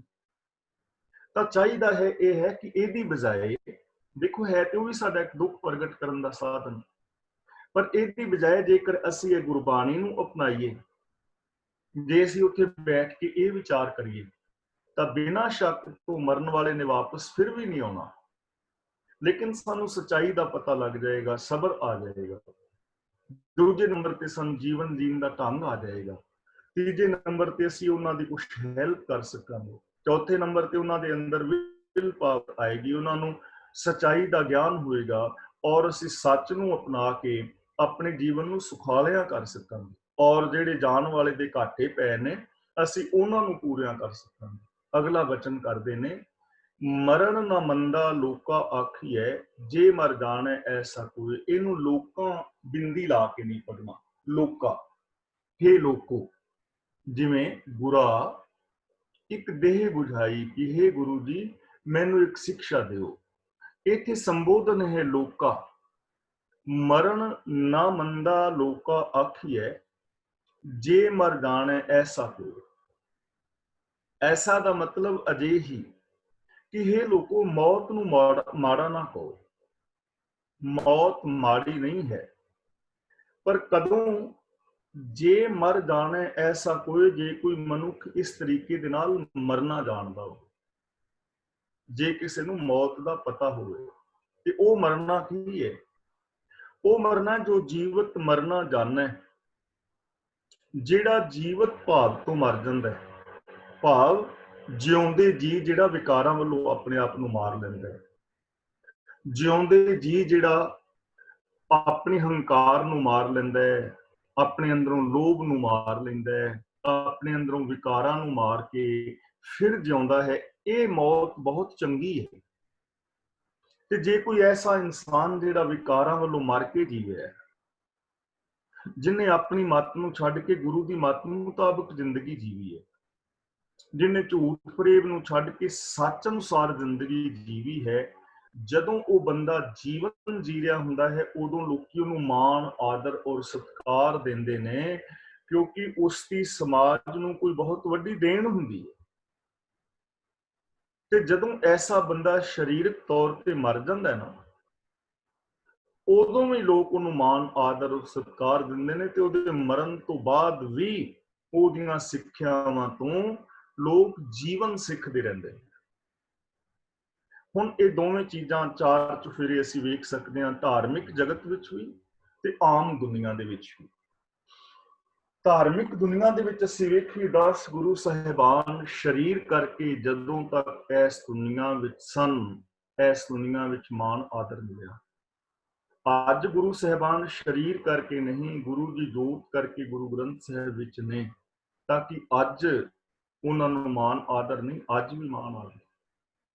ਜਿਨ੍ਹਾਂ ਦਾ ਅਸੀਂ ਨਾਮ ਰੋਜ਼ ਅਰਦਾਸ ਵਿੱਚ ਲੈਂਦੇ ਹਾਂ, ਜਿਨ੍ਹਾਂ ਸਿੰਘਾਂ ਸਿੰਘਣੀਆਂ ਧਰਮ ਹੇਤ ਸ਼ੀਸ ਦਿੱਤੇ, ਜਦੋਂ ਤੱਕ ਉਹਨਾਂ ਨੇ ਸਰੀਰਕ ਜ਼ਿੰਦਗੀ ਜੀਵੀ, ਸਰੀਰਕ ਤੌਰ ਤੇ ਸੰਸਾਰ ਵਿੱਚ ਰਹੇ, ਉਹਨਾਂ ਨੇ ਅਣਖ ਵਾਲੀ, ਪਿਆਰ ਵਾਲੀ, ਇਨਸਾਨੀਅਤ ਵਾਲੀ, ਆਤਮਿਕ ਆਨੰਦ ਵਾਲੀ ਜ਼ਿੰਦਗੀ ਜੀਵੀ।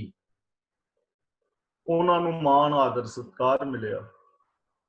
ਤੇ ਜਦੋਂ ਉਹ ਸਰੀਰ ਕਰਕੇ ਨਹੀਂ ਰਹੇ, ਉਹਨਾਂ ਨੇ ਸ਼ਹੀਦੀ ਦਿੱਤੀ ਹਿਊਮਨ ਰਾਈਟਸ ਵਾਸਤੇ। ਅੱਜ ਉਹ ਸਰੀਰ ਕਰਕੇ ਤਾਂ ਨਹੀਂ ਹਨ, ਪਰ ਅੱਜ ਵੀ ਉਹਨਾਂ ਨੂੰ ਮਾਣ ਮਿਲਦਾ ਹੈ। ਰਹਿੰਦੀ ਦੁਨੀਆ ਤੱਕ ਉਹਨਾਂ ਦਾ ਨਾਮ ਅਰਦਾਸ ਵਿੱਚ ਰਹੇਗਾ। ਭਗਤ ਸਾਹਿਬਾਨ ਨੇ, ਜਿਨ੍ਹਾਂ ਦੀ ਪਾਵਨ ਬਾਣੀ ਸ੍ਰੀ ਗੁਰੂ ਗ੍ਰੰਥ ਸਾਹਿਬ ਵਿੱਚ ਹੈ, ਅੱਜ ਉਹ ਸਰੀਰ ਕਰਕੇ ਤਾਂ ਨਹੀਂ ਹਨ, ਸ਼ਬਦ ਕਰਕੇ ਹਮੇਸ਼ਾ ਰਹਿਣਗੇ। ਜਦੋਂ ਤੱਕ ਸਰੀਰ ਕਰਕੇ ਰਹੇ, ਉਹਨਾਂ ਨੂੰ ਮਾਣ ਆਦਰ ਮਿਲਿਆ। ਤੇ ਜਦੋਂ ਸਰੀਰ ਕਰਕੇ ਇਸ ਸੰਸਾਰ ਨੂੰ ਛੱਡ ਗਏ, ਤਾਂ ਵੀ ਉਹਨਾਂ ਦੇ ਬਾਣੀ ਤੋਂ ਲੋਕ ਜ਼ਿੰਦਗੀ ਸਿੱਖ ਰਹੇ ਨੇ। ਤਾਂ ਮੌਤ ਮਾੜੀ ਤਾਂ ਨਹੀਂ ਨਾ, ਸਾਡੇ ਜੀਵਨ ਦਾ ਢੰਗ ਮਾੜਾ ਹੋ ਸਕਦਾ। ਇਸ ਲਈ ਜੇ ਜੀਵਨ ਦਾ ਢੰਗ ਚੰਗਾ ਹੋਵੇ ਤਾਂ ਮੌਤ ਵੀ ਚੰਗੀ ਹੋਏਗੀ, ਮਰਨਾ ਵੀ ਸਫਲਾ ਹੋ ਜਾਏਗਾ, ਜੀਣਾ ਵੀ ਸਫਲਾ ਹੋ ਜਾਏਗਾ। ਇਸ ਲਈ ਜ਼ਿੰਦਗੀ ਕਿਵੇਂ ਜੀਣੀ ਹੈ? ਮਰ ਕੇ। ਜੇ ਕਿਸੇ ਨੂੰ ਮਰ ਕੇ ਜੀਣਾ ਆ ਜਾਏ, ਮਰ ਕੇ ਜੀਣ ਦਾ ਮਤਲਬ ਸਤਿਗੁਰ ਮੇਰਾ ਮਾਰ ਜਿਵਾਲੇ, ਮੇਰਾ ਗੁਰੂ ਵਿਕਾਰਾਂ ਵੱਲੋਂ ਮਾਰ ਕੇ ਫਿਰ ਨਵੀਂ ਜ਼ਿੰਦਗੀ ਬਖਸ਼ਦਾ ਹੈ। ਤੇ ਜਿਨ੍ਹਾਂ ਨੂੰ ਜ਼ਿੰਦਗੀ ਜੀਣੀ ਆ ਜਾਏ, ਫਿਰ ਇਹ ਮੌਤ ਮਾੜੀ ਨਹੀਂ, ਇਹ ਮੌਤ ਤਾਂ ਬਹੁਤ ਚੰਗੀ ਹੈ। ਵਾਹਿਗੁਰੂ ਇਹੋ ਜਿਹੀ ਮੌਤ ਤਾਂ ਸਾਰਿਆਂ ਨੂੰ ਲਿਆਵੇ, ਜੋ ਅਸੀਂ ਵਿਕਾਰਾਂ ਵੱਲੋਂ ਸਾਡੀ ਸੁਰਤ ਮਰ ਜਾਏ, ਬੁਰਾਈਆਂ ਵੱਲੋਂ ਬੰਦਾ ਮਰ ਜਾਏ ਤੇ ਚੰਗਿਆਈਆਂ ਵਾਲੀ ਜ਼ਿੰਦਗੀ ਜੀਵੇ। ਕਿੰਨੀ ਚੰਗੀ ਹੈ ਨਾ ਮੌਤ।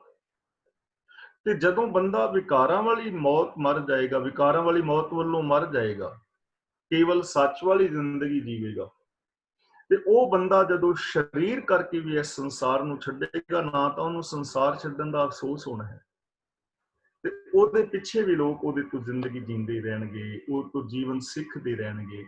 ਇਸ ਲਈ ਗੁਰੂ ਜੀ ਕਹਿੰਦੇ ਨੇ ਮੌਤ ਮਾੜੀ ਨਹੀਂ ਹੈ, ਮੌਤ ਚੰਗੀ ਹੈ ਜੇ ਕੋਈ ਮਰਨਾ ਜਾਣਦਾ ਹੋਵੇ।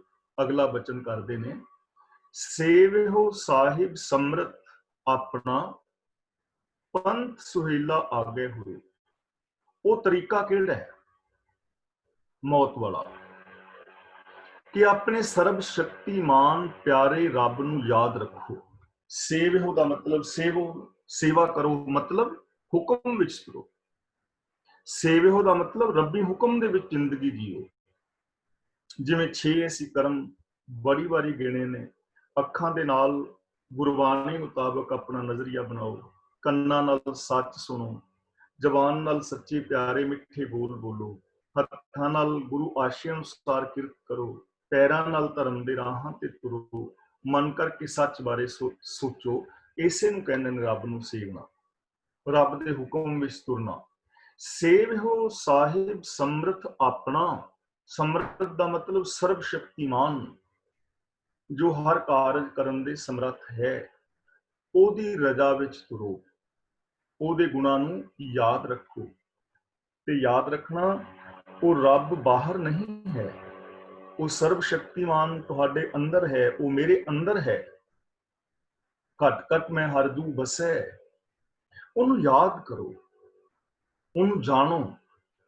ਇਹ ਚੀਜ਼ ਸਮਝੋ ਕਿ ਮਨ ਤੂੰ ਜੋਤ ਸਰੂਪ ਹੈ, अपना मूल पछाण, अपने मूल ਨੂੰ ਪਛਾਣ ਕਿ ਤੂੰ ਰੱਬ ਦੀ ਅੰਸ਼ ਹੈ, ਤੂੰ ਰੱਬ ਵਰਗਾ ਹੈ, ਤੂੰ ਇੱਕ ਸਾਗਰ ਦੀ ਲਹਿਰ ਹੈ, ਰੱਬ ਇੱਕ ਸਾਗਰ ਹੈ, ਤੂੰ ਉਹਦੀ ਹੀ ਲਹਿਰ ਹੈ, ਉਹਦੇ ਨਾਲੋਂ ਵੱਖਰਾ ਨਹੀਂ। ਤੇਰੇ ਅੰਦਰ ਉਹ ਗੁਣ ਮੌਜੂਦ ਨੇ, तेरे अंदर सच्चाई है, तेरे अंदर निर्भयता है, निर्वैरता है, प्रेम है, दया है, तेरे अंदर इंसानियत है।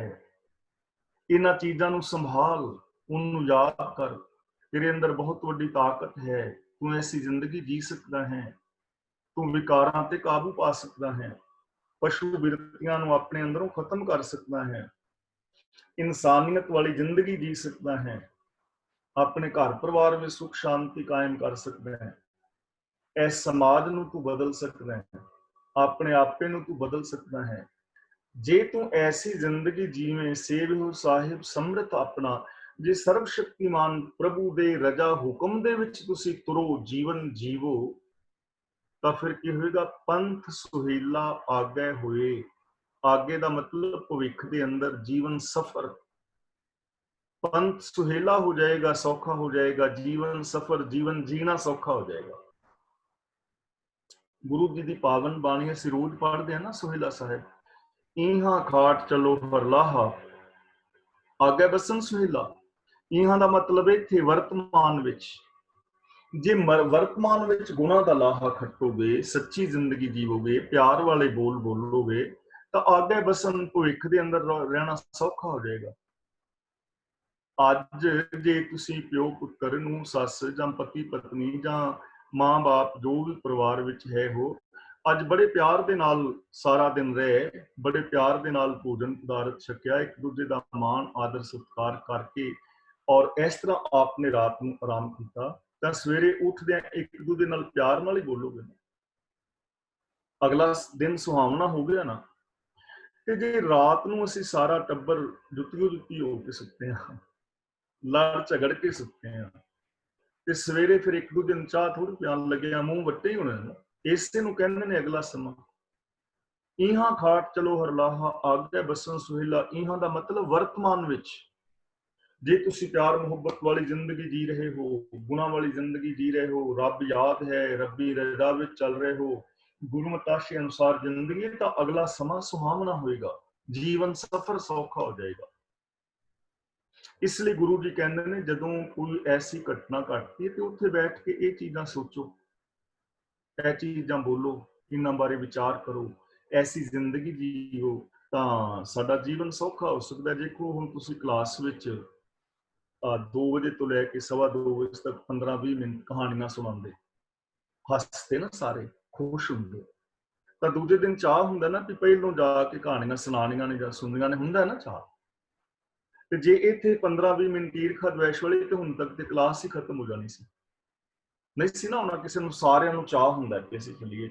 ਉਸ ਤੋਂ ਬਾਅਦ ਅਸੀਂ ਗੁਰਬਾਣੀ ਦੀ ਗੱਲ ਕਰਦੇ ਹਾਂ, ਤਾਂ ਗੁਰਬਾਣੀ ਦੀ ਗੱਲ ਦੇ ਅੰਦਰ ਚਾਹ ਹੈ ਨਾ, ਚਲੋ ਬਾਣੀ ਦੀ ਪਾਵਨ ਗੱਲ ਸੁਣਾਂਗੇ। ਇੱਥੇ ਕਿਸ ਦੀ ਈਰਖਾ ਨਹੀਂ, ਦਵੈਸ਼ ਨਹੀਂ, ਇੱਥੇ ਕੋਈ ਅਸੀਂ ਕਿਸੇ ਦੇ ਖਿਲਾਫ ਰਾਜਨੀਤਿਕ ਗੋਂਦਾ ਨਹੀਂ ਗੁੰਦ ਰਹੇ, ਕਿਸੇ ਦੇ ਖਿਲਾਫ ਨਹੀਂ ਬੋਲ ਰਹੇ, ਸਗੋਂ ਜੀਵਨ ਜੀਣ ਦਾ ਢੰਗ ਸਿੱਖ ਰਹੇ ਹਾਂ ਕਿ ਸਾਡੀ ਜ਼ਿੰਦਗੀ ਵਿੱਚ ਸੁੱਖ ਆ ਜਾਏ, ਪਰਿਵਾਰਾਂ ਦੇ ਵਿੱਚ ਸੁੱਖ ਆ ਜਾਏ, ਸਮਾਜ ਚੰਗਾ ਬਣ ਜਾਏ, ਤਾਂ ਸਾਨੂੰ ਕਲਾਸ ਵਿੱਚ ਆਉਣ ਦਾ ਸ਼ੌਕ ਰਹੇਗਾ।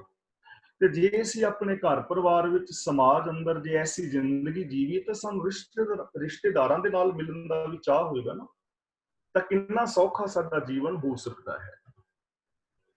ਪੰਥ ਸੁਹੇਲੇ ਜਾਵੋ ਤਾਂ ਫਲ ਪਾਵੋ, ਆਗੇ ਮਿਲੇ ਵਡਾਈ। ਪੰਥ ਸੁਹੇਲੇ ਦਾ ਮਤਲਬ ਸੌਖੇ ਰਾਸਤੇ ਵਿੱਚ, ਪੰਥ ਦੇ ਥੱਥੇ ਨਾਲ ਸਿਹਾਰੀ ਹੈ ਨਾ, ਪੰਥ ਤੇ ਰਾਸਤੇ ਤੇ। ਸੁਹੇਲੇ ਦਾ ਮਤਲਬ ਸੌਖਾ, ਸੁਹਾਵਣਾ। ਜੇ ਤੁਸੀਂ ਸੌਖੇ ਰਾਸਤੇ ਤੇ ਜਾਓਗੇ, ਹੁਣ ਸੌਖਾ ਰਾਸਤਾ ਕਿਹੜਾ? ਜੀਵਨ ਦੀ ਸੋਚ ਹੈ ਨਾ, ਜੀਵਨ ਦਾ ਢੰਗ। ਜੇ ਤੁਸੀਂ ਸੌਖਾ ਜੀਵਨ ਜੀਵਿਆ ਹੋਏਗਾ, ਸੁੱਖ ਦੇਣ ਵਾਲਾ, ਸੱਚ ਬੋਲਿਆ ਹੋਏਗਾ, ਪਿਆਰ ਵਾਲਾ ਵਰਤਾਵ ਕੀਤਾ ਹੋਏਗਾ, ਦਸਾਂ ਨਵਾਂ ਦੀ ਸੱਚੀ ਕਿਰਤ ਕੀਤੀ ਹੋਏਗੀ, ਇੱਕ ਦੂਜੇ ਦਾ ਸਹਿਯੋਗ ਕੀਤਾ ਹੋਏਗਾ, ਤਾਂ ਫਲ ਪਾਵੋ, ਤਾਂ ਉਹਦਾ ਫਲ ਵੀ ਮਿਲੇਗਾ। ਜੇ ਕਿੱਕਰ ਬੀਜੇ ਹੋਣਗੇ ਤੇ ਕੰਡੇ ਮਿਲਣਗੇ, ਅੰਗੂਰ ਬੀਜੇ ਹੋਣਗੇ ਤੇ ਅੰਗੂਰ ਮਿਲਣਗੇ। ਖਰਬੂਜਿਆਂ ਦੇ ਬੀਜ ਬੀਜੋਗੇ, ਖਰਬੂਜੇ ਲੱਗ ਜਾਣਗੇ, ਤੁੰਮੇ ਬੀਜੇ ਹੋਣਗੇ, ਤੁੰਮੇ ਲੱਗ ਜਾਣਗੇ। ਜੇ ਕਿਸੇ ਨਾਲ ਕੌੜਾ ਬੋਲਿਆ ਹੋਏਗਾ, ਚੁਗਲੀ ਨਿੰਦਾ ਕੀਤੀ ਹੋਏਗੀ, ਕਿਸੇ ਦੀ ਖਿਲਾਫਤ ਕੀਤੀ ਹੋਏਗੀ, ਤੇ ਤੁਹਾਡੀਆਂ ਉਹ ਗੱਲਾਂ ਉੱਥੇ ਵੀ ਪਹੁੰਚਣਗੀਆਂ ਨਾ ਜਿਹਦੇ ਖਿਲਾਫ ਤੁਸੀਂ ਕੀਤੀਆਂ ਨੇ। ਤੇ ਜਦੋਂ ਕਿਤੇ ਵਿਆਹ ਸ਼ਾਦੀ ਵਿੱਚ ਜਾਂ ਸੱਜਣਾ ਮਿੱਤਰਾਂ ਵਿੱਚ ਉਹਦੇ ਨਾਲ ਮੇਲ ਹੋਏਗਾ ਤੇ ਫਿਰ ਕੀ ਹੋਏਗਾ? ਨਮੋਸ਼ੀ ਹੋਏਗੀ। ਤੇ ਜੇ ਤੁਸੀਂ ਕਿਸੇ ਦੇ ਭਲੇ ਵਿੱਚ ਬੋਲਿਆ ਹੋਏਗਾ, ਕਿਸੇ ਦਾ ਗਵਾਇਆ ਕੰਮ ਸਵਾਰਿਆਗਾ, ਕਿਸੇ ਦੀ ਖਿਲਾਫ ਹੁੰਦੀ ਨਾ ਸੁਣੀ ਹੋਏਗੀ ਜਾਂ ਕਿਹਾ ਹੋਏਗਾ ਕਿ ਫਲਾਂ ਬੰਦਾ ਬਹੁਤ ਚੰਗਾ ਹੈ, ਬੜਾ ਹੈਲਪਫੁਲ ਹੈ, ਉਹਨੇ ਮੇਰੀ ਇਹ ਹੈਲਪ ਕੀਤੀ ਸੀ, ਤਾਂ ਤੁਹਾਡੀਆਂ ਚੰਗੀਆਂ ਗੱਲਾਂ ਵੀ ਉਹਦੇ ਕੋਲ ਜਾਣਗੀਆਂ ਨਾ। ਤੇ ਜਦੋਂ ਕਿਤੇ ਵਿਆਹ ਸ਼ਾਦੀ ਵਿੱਚ ਜਾਂ ਜੀਵਨ ਸਫ਼ਰ ਦੇ ਵਿੱਚ ਉਹ ਬੰਦਾ ਮਿਲੇਗਾ, ਪਿਆਰ ਨਾਲ ਮਿਲੇਗਾ, ਇਸੇ ਨੂੰ ਕਹਿੰਦੇ ਨੇ ਫਲ ਪਾਣਾ। ਤਾਂ ਗੁਰੂ ਜੀ ਕਹਿੰਦੇ ਨੇ ਪੰਥ ਸੁਹੇਲੇ ਜਾਵੋ ਤਾਂ ਫਲ ਪਾਵੋ। ਜੇ ਤੁਸੀਂ ਚੰਗੀ ਜ਼ਿੰਦਗੀ ਜੀਵੋਗੇ ਗੁਣਾਂ ਵਾਲੀ, ਤਾਂ ਤੁਹਾਨੂੰ ਉਹਨਾਂ ਗੁਣਾਂ ਦਾ ਫਲ ਮਿਲੇਗਾ। ਆਗੇ ਮਿਲੇ ਵਡਾਈ, ਆਉਣ ਵਾਲੇ ਸਮੇਂ ਦੇ ਅੰਦਰ ਤੁਹਾਨੂੰ ਵਡਿਆਈ ਮਿਲੇਗੀ, ਸ਼ੋਭਾ ਮਿਲੇਗੀ। ਅੱਜ ਚੰਗੇ ਕੰਮ ਕਰੋਗੇ ਤਾਂ ਹੀ ਤੁਹਾਨੂੰ ਕੱਲ ਨੂੰ ਕੋਈ ਚੰਗਾ ਕਹੇਗਾ। ਮਰਨ ਤੋਂ ਬਾਅਦ ਵੀ ਤਾਂ ਹੀ ਕੋਈ ਚੰਗਾ ਕਹੇਗਾ। ਤੇ ਜਿਸ ਬੰਦੇ ਨੇ ਕੰਮ ਹੀ ਮਾੜੇ ਕੀਤੇ ਹੋਣ, ਉਹਨੂੰ ਫਿਰ ਜੇ ਕੋਈ ਚੰਗਾ ਨਾ ਕਵੇ ਤਾਂ ਫਿਰ ਮਾੜਾ ਕੰਮ।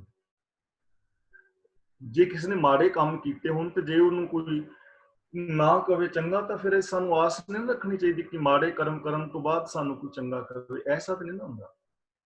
ਉਹ ਕਿਸੇ ਦੇ ਪਿਓ ਨੇ ਬੜੇ ਮਾੜੇ ਕਰਮ ਕੀਤੇ ਸੀ। ਬੰਦੇ ਕਿਸੇ ਨੇ ਲੋਕਾਂ ਦੇ ਖਿਲਾਫ ਬੋਲਣਾ ਤੇ ਦੁਖੀ ਕਰਨਾ। ਉਹ ਮਰਨ ਲੱਗਾ ਤੇ ਉਹਨੂੰ ਚੇਤੇ ਆਇਆ, ਕਹਿਣ ਲੱਗਾ ਯਾਰ ਮੈਂ ਚੱਜ ਦਾ ਕੋਈ ਕੰਮ ਨਹੀਂ ਕੀਤਾ ਤੇ ਹੁਣ ਲੋਕਾਂ ਨੇ ਮੇਰੀ ਮਿੱਟੀ ਪਲੀਤ ਕਰਨੀ ਹੈ। ਤੇ ਆਪਣੇ ਬੇਟੇ ਨੂੰ ਨੇ ਸੱਦਿਆ, ਕਹਿਣ ਲੱਗਾ ਬੇਟਾ ਮੈਂ ਚੰਗੀ ਜ਼ਿੰਦਗੀ ਨਹੀਂ ਜੀਵੀ ਤੇ ਮੈਂ ਚਾਹੁੰਦਾ ਵੀ ਤੂੰ ਕੁਛ ਐਸੇ ਚੰਗੇ ਕੰਮ ਕਰੇ ਕਿ ਲੋਕ ਮੈਨੂੰ ਵੀ ਚੰਗਾ ਕਹਿਣ, ਲੋਕ ਮੈਨੂੰ ਚੰਗਾ ਕਹਿਣ, ਇਹੋ ਜਿਹੇ ਕੰਮ ਜ਼ਰੂਰ ਕਰੇ। ਤੇ ਬੇਟਾ ਅੱਗੋਂ ਉਹਦਾ ਵੀ ਪਿਓ ਨਿਕਲਿਆ, ਉਹਨੇ ਬੜੇ ਪ੍ਰੇਮ ਦੇ ਨਾਲ ਸੋਚਿਆ ਵੀ ਮੇਰੇ ਕੰਮ ਨੇ, ਮੇਰੇ ਪਿਓ ਨੇ ਅੱਜ ਕੰਮ ਤੇ ਕੋਈ ਚੱਜ ਦਾ ਕੀਤਾ ਨਹੀਂ ਤੇ ਲੋਕੀ ਹੁਣ ਉਹਨੂੰ ਚੰਗਾ ਕਿਵੇਂ ਕਹਿ ਸਕਦੇ ਨੇ। ਤਾਂ ਉਹਨੇ ਜਿੰਨੇ ਵੀ ਭੈੜੇ ਕੰਮ ਸਨ ਉਹ ਤੇ ਸਾਰੇ ਕਰਨੇ ਕੋਸ਼ਿਸ਼ ਕੀਤੇ ਰੱਖੇ ਜਾ ਰਹੀ। ਤੇ ਜਦੋਂ ਉੱਥੋਂ ਦਾ ਪਿੰਡ ਦਾ, ਕਿਉਂਕਿ ਉਹ ਮੋਹਤਬਰ ਸੀ, ਤੇ ਜਦੋਂ ਕਿਸੇ ਬੰਦੇ ਨੇ ਮਰਨਾ ਨਾ, ਉਹਨੇ ਕਹਿਣਾ ਵੀ ਜਾਂ ਤੇ ਇਸ ਬੰਦੇ ਦਾ ਅੱਧਾ ਕਫਨ ਪਾੜ ਕੇ ਮੈਨੂੰ ਦਿਓ ਤੇ ਜਾਂ ਫਿਰ ਇਸ ਕਫਨ ਦੇ ਅੱਧੇ ਦੇ ਪੈਸੇ ਜਮ੍ਹਾਂ ਕਰਾਓ। ਇਹ ਕਾਨੂੰਨ ਲਾਗੂ ਕਰ ਦਿੱਤਾ। ਬਾਕੀ ਭੈੜੇ ਕੰਮ ਪਿਓ ਵਾਲੇ ਸਾਰੇ। ਤੇ ਲੋਕੀ ਕਹਿਣ ਲੱਗੇ ਯਾਰ ਇਹਦੇ ਨਾਲ ਉਹਦੇ ਦਾ ਪਿਓ ਹੀ ਚੰਗਾ ਸੀ, ਕਫਨ ਦੇ ਪੈਸੇ ਤੇ ਨਹੀਂ ਸੀ ਲੈਂਦਾ। ਹੁਣ ਇਹੋ ਜਿਹੇ ਬੰਦਿਆਂ ਨੂੰ ਕਿਵੇਂ ਚੰਗਾ ਕਹੇ? ਤਾਂ ਗੁਰੂ ਜੀ ਕਹਿੰਦੇ ਨੇ ਪੰਥ ਸੁਹੇਲੇ ਜਾਵੋ ਤਾਂ ਫਲ ਪਾਵੋ, ਆਗੇ ਮਿਲੇ ਵਡਾਈ। ਜੇ ਚੰਗੇ ਕੰਮ ਕਰੋਗੇ, ਸੌਖੀ ਜ਼ਿੰਦਗੀ ਜੀਵੋਗੇ, ਰੱਬੀ ਰਜ਼ਾ ਵਿੱਚ ਤੁਰੋਗੇ ਤਾਂ ਚੰਗਾ ਫਲ ਪਾਓਗੇ। ਰੱਬੀ ਦਰਗਾਹ ਵਿੱਚ ਵਡਿਆਈ ਮਿਲੇਗੀ, ਭਵਿੱਖ ਵਿੱਚ ਵਡਿਆਈ ਮਿਲੇਗੀ, ਸੰਸਾਰ ਤੁਹਾਨੂੰ ਚੰਗਾ ਕਹੇਗਾ, ਤੁਹਾਡੀ ਜ਼ਿੰਦਗੀ ਵਿੱਚ ਸੁੱਖ ਹੋਣਗੇ, ਆਤਮਿਕ ਜੀਵਨ ਜੀਵੋਗੇ। ਇਹ ਹੁਣ ਤੁਹਾਡੇ ਆਪਣੇ ਹੱਥ ਵਿੱਚ। ਭੇਟੈ ਸਿਉ ਜਾਵੋ ਸੱਚ ਸਮਾਵੋ ਤਾਂ ਪਤ ਲੇਖੇ ਪਾਈ। ਭੇਟਾ ਲੈ ਕੇ ਜਾਓਗੇ, ਜਿਵੇਂ ਅਸੀਂ ਹੁਣ ਕਿਸੇ ਦੇ ਘਰ ਜਾਂਦੇ ਹਾਂ ਤਾਂ ਅਸੀਂ ਗਿਫਟ ਲੈ ਕੇ ਜਾਂਦੇ ਹਾਂ, ਰਿਟਰਨ ਗਿਫਟ ਲੋਕ ਦਿੰਦੇ ਨੇ, ਇਹ ਇੱਕ ਵੱਖਰਾ ਟੌਪਿਕ ਹੈ। ਪਰ ਜੇ ਅਸੀਂ ਕਿਸੇ ਤੋਂ ਕੋਈ ਚੀਜ਼ਾਂ ਖੋਲੀਏ, ਬੱਚਾ ਸਕੂਲ ਜਾ ਰਿਹਾ ਹੈ ਉਹਦਾ ਟਿਫਨ ਖੋਲ ਕੇ ਪਰੌਂਠੇ ਖਾ ਜਾਈਏ, ਜੇ ਕੋਈ ਬੰਦਾ ਬੈਂਕ ਤੋਂ ਪੈਸੇ ਕਢਾ ਕੇ ਲਿਆਇਆ ਉਹਦੇ ਪੈਸੇ ਖੋਹ ਕੇ ਭੱਜ ਜਾਈਏ, ਫੋਨ ਖੋਹ ਕੇ ਭੱਜ ਜਾਈਏ, ਤਾਂ ਕੀ ਐਵੇਂ ਵਡਿਆਈ ਮਿਲੇਗੀ? ਰਿਸ਼ਤੇਦਾਰਾਂ ਦੇ ਘਰ ਵਿਆਹ ਤੇ ਜਾਈਏ ਤੇ ਉਹਨਾਂ ਨੇ ਚੋਰੀ ਚੀਜ਼ ਚੁੱਕ ਲਿਆ ਵੀ ਹੈ। ਰਿਸ਼ਤੇਦਾਰ ਤਾਂ ਦੂਜਿਆਂ ਨੂੰ ਵੀ ਕਹਿਣਗੇ ਫਲਾਣੇ ਬੰਦੇ ਨੂੰ ਵਿਆਹ ਢੰਗ ਚ ਨਾ ਸੱਦਿਆ ਜੇ, ਘਰ ਨਾ ਵਾੜਿਆ ਜੇ, ਚੋਰ ਦੇ, ਉਹ ਤਾਂ ਬਿਲਕੁਲ ਨਿਕੰਮਾ ਬੰਦਾ ਹੈ। ਸਾਨੂੰ ਖੁਸ਼ੀ ਤਾਂ ਮਿਲ ਸਕਦੀ ਹੈ ਨਾ, ਮਾਣ ਤਾਂ ਮਿਲੇਗਾ ਨਾ ਜੇ ਅਸੀਂ ਕਿਸੇ ਨੂੰ ਕੁਛ ਦੇਈਏ, ਕਿਸੇ ਦੇ ਦੁੱਖ ਨੂੰ ਘੱਟ ਕਰੀਏ, ਕਿਸੇ ਨੂੰ ਸੱਚ ਦੇ ਨਾਲ ਜੋੜੀਏ, ਕਿਸੇ ਨੂੰ ਮਾਣ ਦਈਏ, ਕਿਸੇ ਨੂੰ ਸਤਿਕਾਰ ਦਈਏ, ਕਿਸੇ ਦੀ ਹੈਲਪ ਕਰੀਏ, ਤਾਂ ਹੀ ਸਾਨੂੰ ਮਾਣ ਮਿਲੇਗਾ। ਅਸੀਂ ਪਿਆਰ ਉਸੇ ਨੂੰ ਕਰਨੇ ਨਾ ਜਿਹੜਾ ਸਾਨੂੰ ਦਵੇ ਕੁਛ, ਯਾਨੀ ਬੇਸ਼ੱਕ ਸਮਾਂ ਦਵੇ, ਬੇਸ਼ੱਕ ਮਿੱਠੇ ਬੋਲ ਬੋਲੇ, ਸਹਿਯੋਗ ਦੇਵੇ, ਸਾਡੇ ਕੰਮ ਦੇ ਵਿੱਚ ਹੈਲਪ ਕਰੇ, ਕੋਈ ਭੇਟਾ। ਤੇ ਉਹ ਰੱਬ ਦੇ ਕੋਲ ਕਿਹੜੀ ਭੇਟਾ ਲੈ ਕੇ ਜਾਈਏ? ਹੁਣ ਇਹ ਚੀਜ਼ਾਂ ਤੇ ਅਸੀਂ ਜਪਜੀ ਸਾਹਿਬ ਵਿੱਚ ਪੜ੍ਹਿਆ ਨਾ, ਫੇਰ ਕੇ ਅੱਗੇ ਰੱਖੀ ਹੈ ਜਿਸ ਕਿਸੇ ਦਰਬਾਰ ਤੇ ਕੀ ਰੱਖੀ, ਵੀ ਰੱਬ ਦੀ ਖੀਰ ਲੈ ਜਾਈਏ, ਖੀਰ ਦੇ ਨਾਲ ਖੁਸ਼ ਹੋ ਜਾਏਗਾ, ਜਾਂ ਫੁੱਲਾਂ ਦਾ ਗਮਲੇ ਨਾਲ ਖੁਸ਼ ਹੋ ਜਾਏਗਾ। ਭੇਟਾ ਕੀ ਹੈ? ਸੱਚ ਦੀ ਭੇਟਾ, ਪ੍ਰੇਮ ਦੀ ਭੇਟਾ, ਰੱਬ ਦੇ ਨਾਲ ਪਿਆਰ ਕਰੋ। ਰੱਬੀ ਗੁਣਾਂ ਦੇ ਨਾਲ ਪਿਆਰ ਕਰੋ। ਆਪਣਾ ਜੀਵਨ ਤੁਹਾਡਾ ਇੱਕ ਐਸੀ ਭੇਟਾ ਹੋਵੇ, ਉਹ ਜੀਵਨ ਰੱਬ ਦੇ ਸਾਹਮਣੇ ਰੱਖਣਾ ਹੈ, ਸ਼ੁਭ ਗੁਣਾਂ ਵਾਲਾ, ਪਿਆਰ ਵਾਲਾ। ਤਾਂ ਗੁਰੂ ਪਾਤਸ਼ਾਹ ਜੀ ਕਹਿੰਦੇ ਨੇ, ਜੇ ਪ੍ਰਭੂ ਦੇ ਪਿਆਰ ਦੀ ਭੇਟਾ ਲੈ ਕੇ ਜਾਓਗੇ, ਰੱਬੀ ਗੁਣਾਂ ਦੀ ਭੇਟਾ ਹੋਏਗੀ ਸਾਡੇ ਮਨ, ਬਚਨ, ਕਰਮ ਦੇ ਅੰਦਰ। ਮਾਨਸਿਕਤਾ ਵਿੱਚ ਗੁਣ ਹੋਣਗੇ, ਬੋਲਾਂ ਵਿੱਚ ਗੁਣ ਹੋਣਗੇ, ਜੀਵਨ ਵਿੱਚ, ਵਿਹਾਰ ਵਿੱਚ ਗੁਣ ਹੋਣਗੇ। ਸੱਚ ਸਮਾਵੋ ਤਾਂ ਤੁਸੀਂ ਸੱਚ ਦੇ ਅੰਦਰ ਸਮਾ ਜਾਓਗੇ। ਤਾਂ ਪਤ ਲੇਖੇ ਪਾਈ, ਤਾਂ ਤੁਹਾਡੀ ਇੱਜ਼ਤ ਲੇਖੇ ਲੱਗੇਗੀ। ਕੀਤੇ ਕਰਮਾਂ ਦਾ ਹਿਸਾਬ ਹੋਣ ਲੱਗਿਆ ਇੱਜ਼ਤ ਮਿਲੇਗੀ, ਸਤਿਕਾਰ ਮਿਲੇਗਾ। ਜਦੋਂ ਸਾਡੇ ਕਰਮਾਂ ਦਾ ਹਿਸਾਬ ਕਿਤਾਬ ਹੋਏਗਾ ਨਾ, ਇਹ ਨਹੀਂ ਮਰਨ ਤੋਂ ਬਾਅਦ, ਜੇ ਇੱਥੇ ਵੀ ਅਸੀਂ ਇੱਕ ਦੂਜੇ ਦਾ ਹਿਸਾਬ ਕਿਤਾਬ ਕਰੀਏ ਆਪਸ ਵਿੱਚ ਬਹਿ ਕੇ ਵੀ 2 ਮਿੰਟ ਲਈ, ਤਾਂ ਜਿਸ ਬੰਦੇ ਦੀ ਜ਼ਿੰਦਗੀ ਚੰਗੀ, ਅਸੀਂ ਕਹਿੰਦੇ ਯਾਰ ਬੰਦਾ ਵਾਸਤਵ ਵਿੱਚ ਹੀ ਬੰਦਾ ਚੰਗਾ। ਸਾਡਾ ਫਲਾਣਾ ਦੋਸਤ, ਰਿਸ਼ਤੇਦਾਰ ਜਾਂ ਸਾਡਾ ਕੋਈ ਗੁਆਂਢੀ, ਅਸੀਂ ਕਈ ਵਾਰੀ ਕਹਿੰਦੇ ਨਾ ਕਿ ਸਾਡੇ ਗੁਆਂਢੀ ਫਲਾਂ ਧਰਮ ਦੇ ਨੇ ਪਰ ਬਹੁਤ ਚੰਗੇ ਨੇ, ਕਿਉਂਕਿ ਚੰਗਾ ਬੰਦਾ ਚੰਗਾ ਹੀ ਹੈ। ਤੇ ਕਈ ਵਾਰੀ ਕਿਸੇ ਬੰਦੇ ਦਾ ਨਾਮ ਲਵੀਏ ਕਿ ਫਲਾਂ ਬੰਦਾ, ਅਸੀਂ ਕਹਿੰਦੇ ਉਹ ਭਰਾਵਾ ਰਹਿਣ ਦੇ, ਸਾਡਾ ਰਿਸ਼ਤੇਦਾਰ ਹੈ, ਮੈਂ ਚੰਗੀ ਤਰ੍ਹਾਂ ਜਾਣਦਾ ਵਾਂ, ਰਹਿਣ ਬਸ ਉਹਦਾ ਨਾਮ ਰਹਿਣ ਕਹਿੰਦੇ ਆ।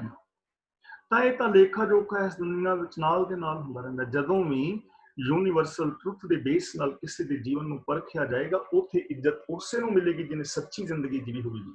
ਇਸ ਲਈ ਗੁਰੂ ਜੀ ਕਹਿੰਦੇ ਨੇ, ਜੇ ਤੁਸੀਂ ਮਾਣ ਪਾਣਾ ਚਾਹੁੰਦੇ ਹੋ, ਸਤਿਕਾਰ ਪਾਣਾ ਚਾਹੁੰਦੇ ਹੋ, ਤਾਂ ਰੱਬੀ ਪ੍ਰੇਮ ਦੀ ਭੇਟਾ ਲੈ ਕੇ ਜਾਓ ਰੱਬ ਦੇ ਅੱਗੇ।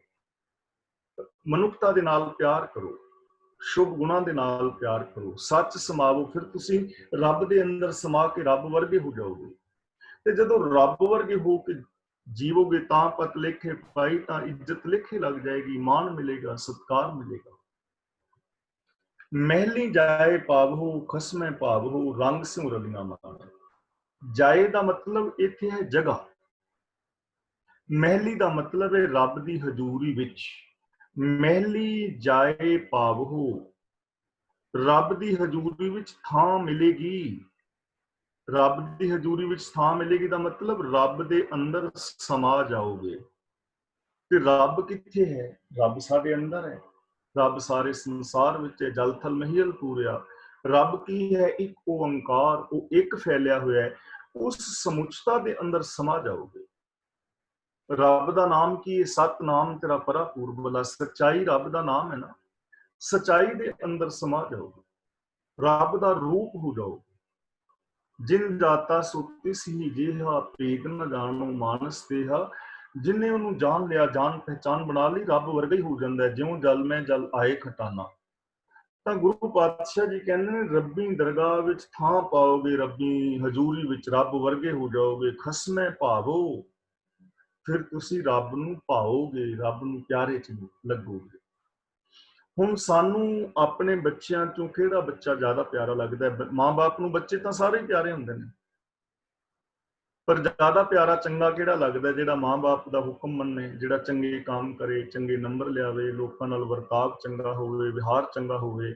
ਤਾਂ ਜਦੋਂ ਬੱਚੇ ਦੀ ਸਿਫਤ ਸੁਣੀ ਦੀ, ਮਾਂ-ਬਾਪ ਨੂੰ ਖੁਸ਼ੀ ਹੁੰਦੀ ਹੈ ਨਾ। ਤੇ ਜੇ ਕੋਈ ਮਾਂ-ਬਾਪ ਨੂੰ ਕਵੇ ਆਣ ਕੇ ਵੀ ਯਾਰ ਤੁਹਾਡਾ ਬੱਚਾ ਬੜਾ ਤੰਗ ਕਰਦਾ ਹੈ, ਸਾਡੇ ਬੱਚਿਆਂ ਨੂੰ ਸਤਾਉਂਦਾ ਹੈ, ਤੁਹਾਡਾ ਬੱਚਾ ਨਾ ਧਿਆਨ ਰੱਖੋ, ਸ਼ਰਾਬ ਪੀਂਦਾ ਹੈ, ਤੇ ਮਾਂ-ਬਾਪ ਦੁਖੀ ਹੁੰਦੇ ਨੇ। ਤੇ ਰੱਬ ਨੂੰ ਕਿਹੜੇ ਬੱਚੇ ਚੰਗੇ ਲੱਗਣਗੇ? ਅਸੀਂ ਸਾਰੇ ਰੱਬ ਦੇ ਬੱਚੇ ਆ ਨਾ। ਇੱਕ ਪਿਤਾ ਇੱਕ ਅਸਕੇ ਹਮ ਬਾਰਿਕ। ਸਾਡਾ ਸਾਰਿਆਂ ਦਾ ਪਿਓ ਹੈ ਰੱਬ, ਸਾਡੇ ਸਾਰਿਆਂ ਦਾ ਮਾਂ-ਬਾਪ ਹੈ ਰੱਬ, ਇਹਦੇ ਵਿੱਚ ਕੋਈ ਡਾਊਟ ਨਹੀਂ। ਪਰ ਜਿਵੇਂ ਸਾਨੂੰ ਉਹ ਬੱਚਾ ਚੰਗਾ ਲੱਗਦਾ ਹੈ ਨਾ, ਜਿਹੜਾ ਚੰਗੇ ਕੰਮ ਕਰਦਾ ਹੈ, ਤੇ ਰੱਬ ਸਾਡੇ ਨਾਲੋਂ ਵੀ ਨਿਕੰਮਾ ਹੈ।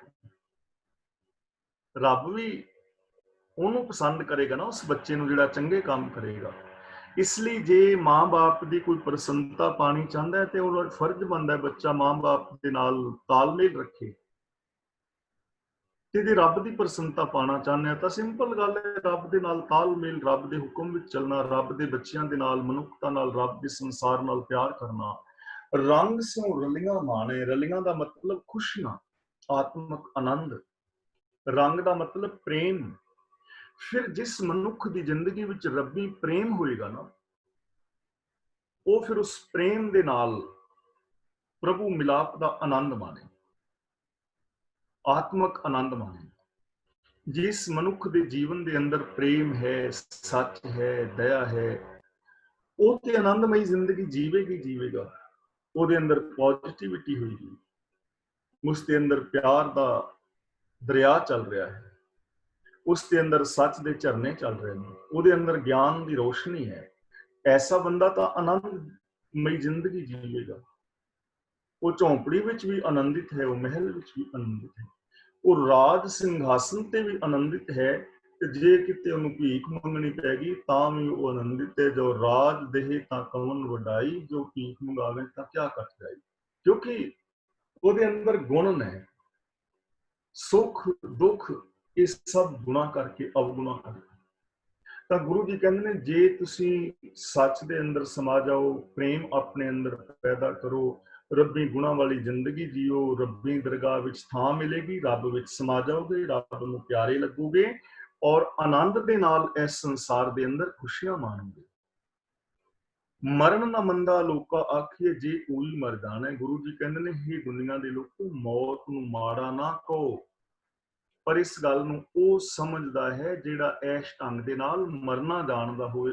ਉਹਨੂੰ ਪਤਾ ਇਸ ਗੱਲ ਕਿ ਜੇ ਵਿਕਾਰਾਂ ਵੱਲੋਂ ਮਰ ਕੇ ਕੋਈ ਜੀ ਰਿਹਾ ਨਾ, ਉਹਨੂੰ ਪਤਾ ਹੈ ਕਿ ਮਰਨਾ ਬਹੁਤ ਚੰਗਾ ਹੈ। ਜੇ ਵਿਕਾਰਾਂ ਵੱਲੋਂ ਮਰ ਜਾਈਏ ਤਾਂ ਮੌਤ ਬੜੀ ਚੰਗੀ ਹੈ, ਹੰਕਾਰ ਵੱਲੋਂ ਮਰ ਜਾਈਏ ਤੇ ਮਰ ਜਾਣਾ ਚੰਗਾ ਹੈ। ਮਰਨ ਮੁਨਸਾ ਸੂਰਿਆ ਹੱਕ ਹੈ, ਜੋ ਹੋਏ ਮਰਨ ਪਰਵਾਣੋ। ਉਹ ਸੂਰਮੇ ਮਰਦਾਂ ਦਾ ਮਰਨਾ ਸੱਚਾ ਹੈ, ਸਫਲ ਹੈ। ਮੁਨਸਾ ਦਾ ਮਤਲਬ ਮਨੁੱਖਾਂ, ਮਨੁੱਖ। ਸੂਰਿਆਂ ਦਾ ਮਤਲਬ ਸੂਰਮੇ, ਜਿਹੜੇ ਪ੍ਰਵਾਨ ਹੋ ਕੇ ਮਰਦੇ ਨੇ, ਉਹਨਾਂ ਦਾ ਮਰਨਾ ਸੱਚ ਹੈ। ਹੱਕ ਦਾ ਮਤਲਬ ਪ੍ਰਵਾਨ ਹੈ। ਜਿਹੜੇ ਮਨੁੱਖ ਜਿਉਂਦਿਆਂ ਹੀ ਪ੍ਰਭੂ ਦੀਆਂ ਨਜ਼ਰਾਂ ਵਿੱਚ ਕਬੂਲ ਹੋ ਜਾਂਦੇ ਨੇ ਨਾ, ਉਹਨਾਂ ਦਾ ਮਰਨਾ ਪ੍ਰਵਾਨ ਹੈ, ਉਹ ਸੂਰਮੇ ਨੇ, ਕਿਉਂਕਿ ਉਹਨਾਂ ਦਾ ਮਰਨਾ ਪ੍ਰਵਾਨ ਹੋ ਗਿਆ। ਤੇ ਜੇ ਕੋਈ ਹੱਠ ਕਰਕੇ ਮਰ ਜਾਂਦਾ ਹੈ, ਜਿਵੇਂ ਕਾਸ਼ੀ ਦੇ ਵਿੱਚ ਇੱਕ ਆਰਾ ਰੱਖਿਆ ਸੀ ਕਿ ਸਾਰਾ ਕੁਛ ਦਾਨ ਦੇ ਕੇ ਤੇ ਉੱਥੇ ਆਰੇ ਨਾਲ ਚਿਰ ਕੇ ਮਰ ਜਾਓ। ਜੇ ਕੋਈ ਇਹ ਸਮਝੇ ਕਿ ਮੈਂ ਤੀਰਥ ਦੇ ਵਿੱਚ ਡੁੱਬ ਕੇ ਮਰਾਂ ਤੇ ਉਹ ਮੇਰਾ ਪ੍ਰਵਾਨ ਹੋ ਜਾਏ, ਤਾਂ ਉਹ ਮਰਨਾ ਪ੍ਰਵਾਨ ਨਹੀਂ। ਹੱਠ ਕਰ ਮਰੇ ਨਾ ਲੇਖੇ ਫਲ। ਤਾਂ ਗੁਰੂ ਪਾਤਸ਼ਾਹ ਜੀ ਕਹਿੰਦੇ ਨੇ, ਉਹਦਾ ਮਰਨਾ ਪ੍ਰਵਾਨ ਹੈ, ਸਫਲਾ ਹੈ, ਜੋ ਰੱਬ ਦੇ ਦਰ ਤੇ ਪ੍ਰਵਾਨ ਹੋ ਗਿਆ। ਤੇ ਪ੍ਰਵਾਨ ਦਾ ਮਤਲਬ ਜੋ ਰੱਬੀ ਰਜਾ ਦੇ ਅੰਦਰ ਤੁਰਿਆ, ਜਿਹੜਾ ਪ੍ਰਵਾਨ ਹੋ ਗਿਆ, ਉਹਦਾ ਮਰਨਾ ਸਫਲਾ ਹੈ। ਜਿੰਨੇ ਵੀ ਸਾਡੇ ਸ਼ਹੀਦ ਸਾਹਿਬਾਨ ਨੇ, ਉਹ ਰੱਬੀ ਦਰਗਾਹ ਵਿੱਚ ਪ੍ਰਵਾਨ ਹੋਏ ਨੇ। ਕਿਸੇ ਆਦਰਸ਼ ਵਾਸਤੇ ਉਹਨਾਂ ਨੇ ਆਪਣੀ ਪ੍ਰਾਣ ਦਿੱਤੇ ਨੇ, ਸ਼ਹੀਦੀ ਦਿੱਤੀ ਹੈ, ਉਹਨਾਂ ਦਾ ਮਰਨਾ ਪ੍ਰਵਾਨ ਹੈ। ਤੇ ਜੇ ਕੋਈ ਸ਼ਰਾਬ ਪੀ ਕੇ ਲੜ ਕੇ ਮਰ ਗਿਆ, ਮਰਿਆ ਤੇ ਉਹ ਵੀ ਗੋਲੀ ਨਾਲ ਹੀ, ਜੇ ਕੋਈ ਆਤਮ ਹੱਤਿਆ ਕਰਕੇ ਮਰ ਜਾਏ ਤਾਂ ਉਹ ਮਰਨਾ ਚੰਗਾ ਨਹੀਂ ਹੈ। ਇਸ ਲਈ ਜ਼ਰੂਰਤ ਹੈ ਪ੍ਰਵਾਨ ਹੋਣ ਦੀ, ਰੱਬੀ ਹੁਕਮ ਦੇ ਵਿੱਚ ਪ੍ਰਵਾਨ ਹੋਣ ਦੀ। ਜੋ ਸੱਚ ਦੇ ਅੰਦਰ ਸਮਾ ਜਾਏ, ਵਿਕਾਰਾਂ ਵੱਲੋਂ ਮਰ ਜਾਏ, ਉਹਦਾ ਜੀਵਨਾ, ਉਹਦਾ ਮਰਨਾ ਪ੍ਰਵਾਨ। ਸੂਰੇ ਸਹੀ ਆਗੇ ਆਖੀਆਂ, ਦਰਗਾਹ ਪਾਵੇ ਸਾਚੀ ਮਾਣੋ। ਉਹਨਾਂ ਨੂੰ ਹੀ ਸੂਰਮੇ ਕਿਹਾ ਜਾ ਸਕਦਾ ਹੈ। ਐਸੇ ਲੋਕ ਹੀ ਰੱਬੀ ਦਰਗਾਹ ਵਿੱਚ ਮਾਣ ਪਾਉਂਦੇ ਨੇ। ਗੁਰੂ ਜੀ ਦਾ ਪਾਵਨ ਬਚਨ ਹੈ, ਜਾ ਕੋ ਹਰ ਰੰਗ ਲਾਗੂ ਇਸ ਯੁਗ ਮੈਂ, ਸੋ ਕਹੀਅਤ ਹੈ ਸੂਰਾ। ਜਿਹਨੂੰ ਇਸ ਜੀਵਨ ਦੇ ਅੰਦਰ ਰੱਬ ਦਾ ਪ੍ਰੇਮ ਲੱਗ ਗਿਆ, ਜਿਸ ਦੇ ਅੰਦਰ ਗੁਣਾਂ ਦੀ ਪ੍ਰੀਤ ਪੈਦਾ ਹੋ ਗਈ, ਜਿਹਨੇ ਗੁਰਮਤ ਨੂੰ ਆਪਣਾ ਜੀਵਨ ਦਾ ਆਦਰਸ਼ ਬਣਾ ਲਿਆ, ਅਸਲੀ ਸੂਰਮੇ ਨੇ। ਜਿਨ੍ਹਾਂ ਨੇ ਵਿਕਾਰਾਂ ਨੂੰ ਜਿੱਤ ਲਿਆ, ਈਰਖਾ ਦਵੈਸ਼ ਵੈਰ ਵਿਰੋਧ ਨੂੰ ਜਿੱਤ ਲਿਆ, ਜਿਨ੍ਹਾਂ ਨੇ ਮੇਰ ਤੇਰ ਨੂੰ ਜਿੱਤ ਲਿਆ, ਅਸਲੀ ਸੂਰਮੇ ਉਹ ਨੇ। ਤਾਂ ਗੁਰੂ ਜੀ ਕਹਿੰਦੇ ਨੇ, ਐਸੇ ਲੋਕ ਹੀ ਰੱਬੀ ਦਰਗਾਹ ਵਿੱਚ ਮਾਣ ਪਾਉਂਦੇ ਨੇ, ਐਸੇ ਲੋਕਾਂ ਨੂੰ ਸਤਿਕਾਰ ਮਿਲਦਾ ਹੈ। ਭਗਤ ਪੂਰਨ ਸਿੰਘ ਵਰਗੇ ਅੱਜ ਵੀ ਇਸ ਦੁਨੀਆ ਵਿੱਚ ਮਾਣ ਪਾਉਂਦੇ ਨੇ, ਸਰੀਰ ਕਰਕੇ ਬੇਸ਼ੱਕ ਨਹੀਂ ਰਹੇ, ਮਾਣ ਪਾਇਆ ਨਾ, ਜਿਉਂਦਿਆਂ ਵੀ ਮਾਣ ਪਾਇਆ, ਮਰਨ ਤੋਂ ਬਾਅਦ।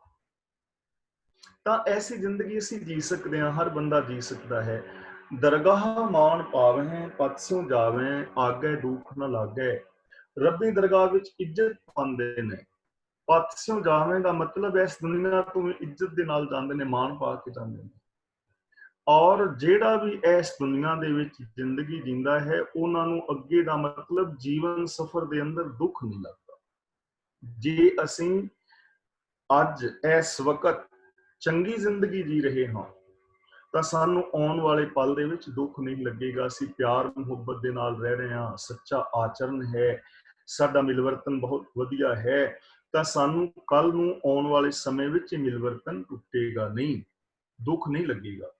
ਪਰ ਜੇ ਇਸ ਮਿਲਵਰਤਨ ਦੇ ਵਿੱਚ ਕਿਤੇ ਹੇਰਾ ਫੇਰੀਆਂ ਅਸੀਂ ਇੱਕ ਦੂਜੇ ਨਾਲ ਕਰ ਰਹੇ ਹਾਂ, ਕਿਸੇ ਦੇ ਘਰ ਜਾ ਕੇ ਧੀ ਭੈਣ ਤੇ ਗਲਤ ਨਜ਼ਰ ਰੱਖਦੇ ਹਾਂ, ਜਾਂ ਕਿਸੇ ਨਾਲ ਮਿਲਵਰਤਨ ਬਣਾਇਆ ਹੈ ਕਿ ਤੂੰ 4 ਪੈਸੇ ਲੈ ਕੇ ਠੱਗੀ ਮਾਰਨੀ ਹੈ, ਤਾਂ ਐਸਾ ਮਿਲਵਰਤਨ ਤੇ ਦੁਖਦਾਈ ਹੋਏਗਾ, ਕੱਲ ਨੂੰ ਵੀ ਟੁੱਟੇਗਾ, ਪਰਸੋਂ ਨੂੰ ਵੀ ਟੁੱਟੇਗਾ, ਅੱਜ ਵੀ ਟੁੱਟੇਗਾ। ਰੱਬੀ ਦਰਗਾਹ ਦੇ ਵਿੱਚ ਮਾਣ ਉਹ ਪਾਉਂਦੇ ਨੇ, ਇੱਜ਼ਤ ਦੇ ਨਾਲ ਜ਼ਿੰਦਗੀ ਜਿੰਦੇ ਨੇ, ਉਹਨਾਂ ਦੇ ਜੀਵਨ ਸਫਰ ਦੇ ਅੰਦਰ ਦੁੱਖ ਨਹੀਂ ਹੁੰਦਾ। ਕੌਣ? ਜੋ ਸੱਚ ਦੀ ਭੇਟਾ ਲੈ ਕੇ ਜਾਂਦੇ। ਕਰ ਏਕ ਧਿਆਵਹਿ ਤਾਂ ਫਲ ਪਾਵੈ, ਜਿਤ ਸੇਵੈ ਭਉ ਭਾਗੈ। ਕਰ ਏਕ ਧਿਆਵਹਿ, ਕਰ ਦਾ ਮਤਲਬ ਕਰਕੇ, ਮੰਨ ਕੇ। ਉਹ ਬੰਦੇ ਪਰਮਾਤਮਾ ਨੂੰ ਹਰ ਥਾਂ ਵਿਆਪਕ ਜਾਣ ਕੇ ਸਿਮਰਦੇ ਨੇ। ਕਰ ਏਕ ਧਿਆਵਹਿ ਦਾ ਮਤਲਬ ਸਭ ਥਾਂ ਤੇ ਵਿਆਪਕ ਸਮਝ ਕੇ। ਧਿਆਵਹਿ ਦਾ ਮਤਲਬ ਧਿਆਨ ਵਿੱਚ ਰੱਖਦੇ ਨੇ, ਤਾਂ ਫਲ ਪਾਵੈ, ਤਾਂ ਉਹ ਫਲ ਪਾਉਂਦੇ ਨੇ। ਤੇ ਅਸੀਂ ਗੁਰਦੁਆਰੇ ਸਾਹਿਬ ਜਾਂਦੇ ਹਾਂ, ਅਰਦਾਸ ਕਰਦੇ ਹਾਂ, ਉੱਥੇ ਤੇ ਸਾਨੂੰ ਇੰਝ ਲੱਗਦਾ ਕਿ ਜਿਵੇਂ ਰੱਬ ਸਾਡੀ ਅਰਦਾਸ ਸੁਣ ਰਿਹਾ ਹੈ, ਰੱਬ ਦਾ ਘਰ ਹੈ, ਔਰ ਇਹਦੇ ਵਿੱਚ ਕੋਈ ਦੋ ਰਾਏ ਨਹੀਂ ਕਿ ਰੱਬ ਉੱਥੇ ਹੈ। ਪਰ ਰੱਬ ਇੱਕ ਗੱਲ ਕਹਿੰਦਾ ਹੈ ਕਿ ਭਲੇ ਪੁਰਸ਼ਾ, ਜਿੱਥੇ ਤੂੰ ਅਰਦਾਸ ਕਰਦਾ ਨਾ, ਮੈਂ ਉੱਥੇ ਹੁੰਨਾ ਵਾਂ, ਪਰ ਮੈਂ ਤੇ ਉੱਥੇ ਵੀ ਹੁੰਦਾ ਵਾਂ ਜਿੱਥੇ ਤੂੰ ਪਾਪ ਕਰਦਾ।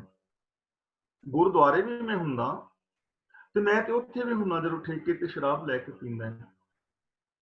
ਮੈਂ ਤੇ ਉੱਥੇ ਵੀ ਹੁੰਨਾ ਜਦੋਂ ਤੂੰ ਕਿਸੇ ਦੀ ਧੀ ਭੈਣ ਵੱਲ ਮਾੜਾ ਵੇਖ ਰਿਹਾ ਹੁੰਦਾ। ਮੈਂ ਤੇ ਉੱਥੇ ਵੀ ਹੁੰਨਾ ਜਦੋਂ ਤੂੰ ਚੋਰੀਆਂ ਕਰਦਾ ਹੈ। ਮੈਂ ਤੇ ਉੱਥੇ ਵੀ ਹੁੰਨਾ ਜਦੋਂ ਘਰ ਵਾਲੀ ਨਾਲ ਲੜ ਕੇ ਟੈਲੀਵਿਜ਼ਨ ਤੋੜ ਦਿੰਦਾ, ਮੈਂ ਤੇ ਉਹ ਵੀ ਵੇਖ ਰਿਹਾ ਹੁੰਨਾ। ਰੱਬ ਉੱਥੇ ਨਹੀਂ ਹੁੰਦਾ।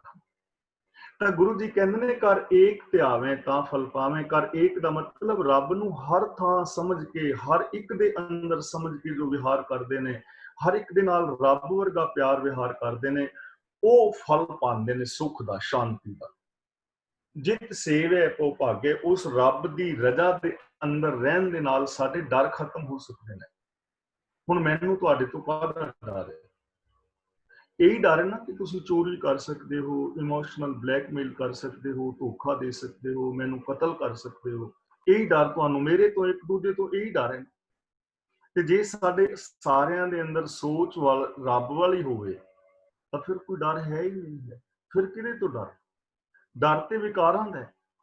ਤਾਂ ਜੇ ਰੱਬ ਦੇ ਗੁਣਾਂ ਨੂੰ ਅੰਦਰ ਵਸਾ ਲਿਆ ਜਾਏ ਨਾ, ਫਿਰ ਜ਼ਿੰਦਗੀ ਚੋਂ ਡਰ ਖਤਮ ਹੋ ਜਾਂਦਾ ਹੈ। ਕਿਉਂਕਿ ਡਰ ਪਾਪੀਆਂ ਦੇ ਅੰਦਰ ਪੈਦਾ ਹੁੰਦਾ ਹੈ, ਧਰਮੀਆਂ ਦੇ ਅੰਦਰ ਨਹੀਂ। ਸੋ ਡਰੇ ਜੇ ਪਾਪ ਕਮਾਉਣ ਦਾ ਧਰਮੀ ਵਿਸੇ। ਇਸ ਲਈ ਗੁਰੂ ਜੀ ਕਹਿੰਦੇ ਹਨ, ਉੱਚਾ ਨਹੀਂ ਕਹਿਣਾ, ਮਨ में ਰਹਿਣਾ, ਆਪੇ ਜਾਣੋ ਜਾਣ। ਆਪੇ ਜਾਣੋ, ਆਪੇ ਜਾਣੈ ਜਾਣੋ।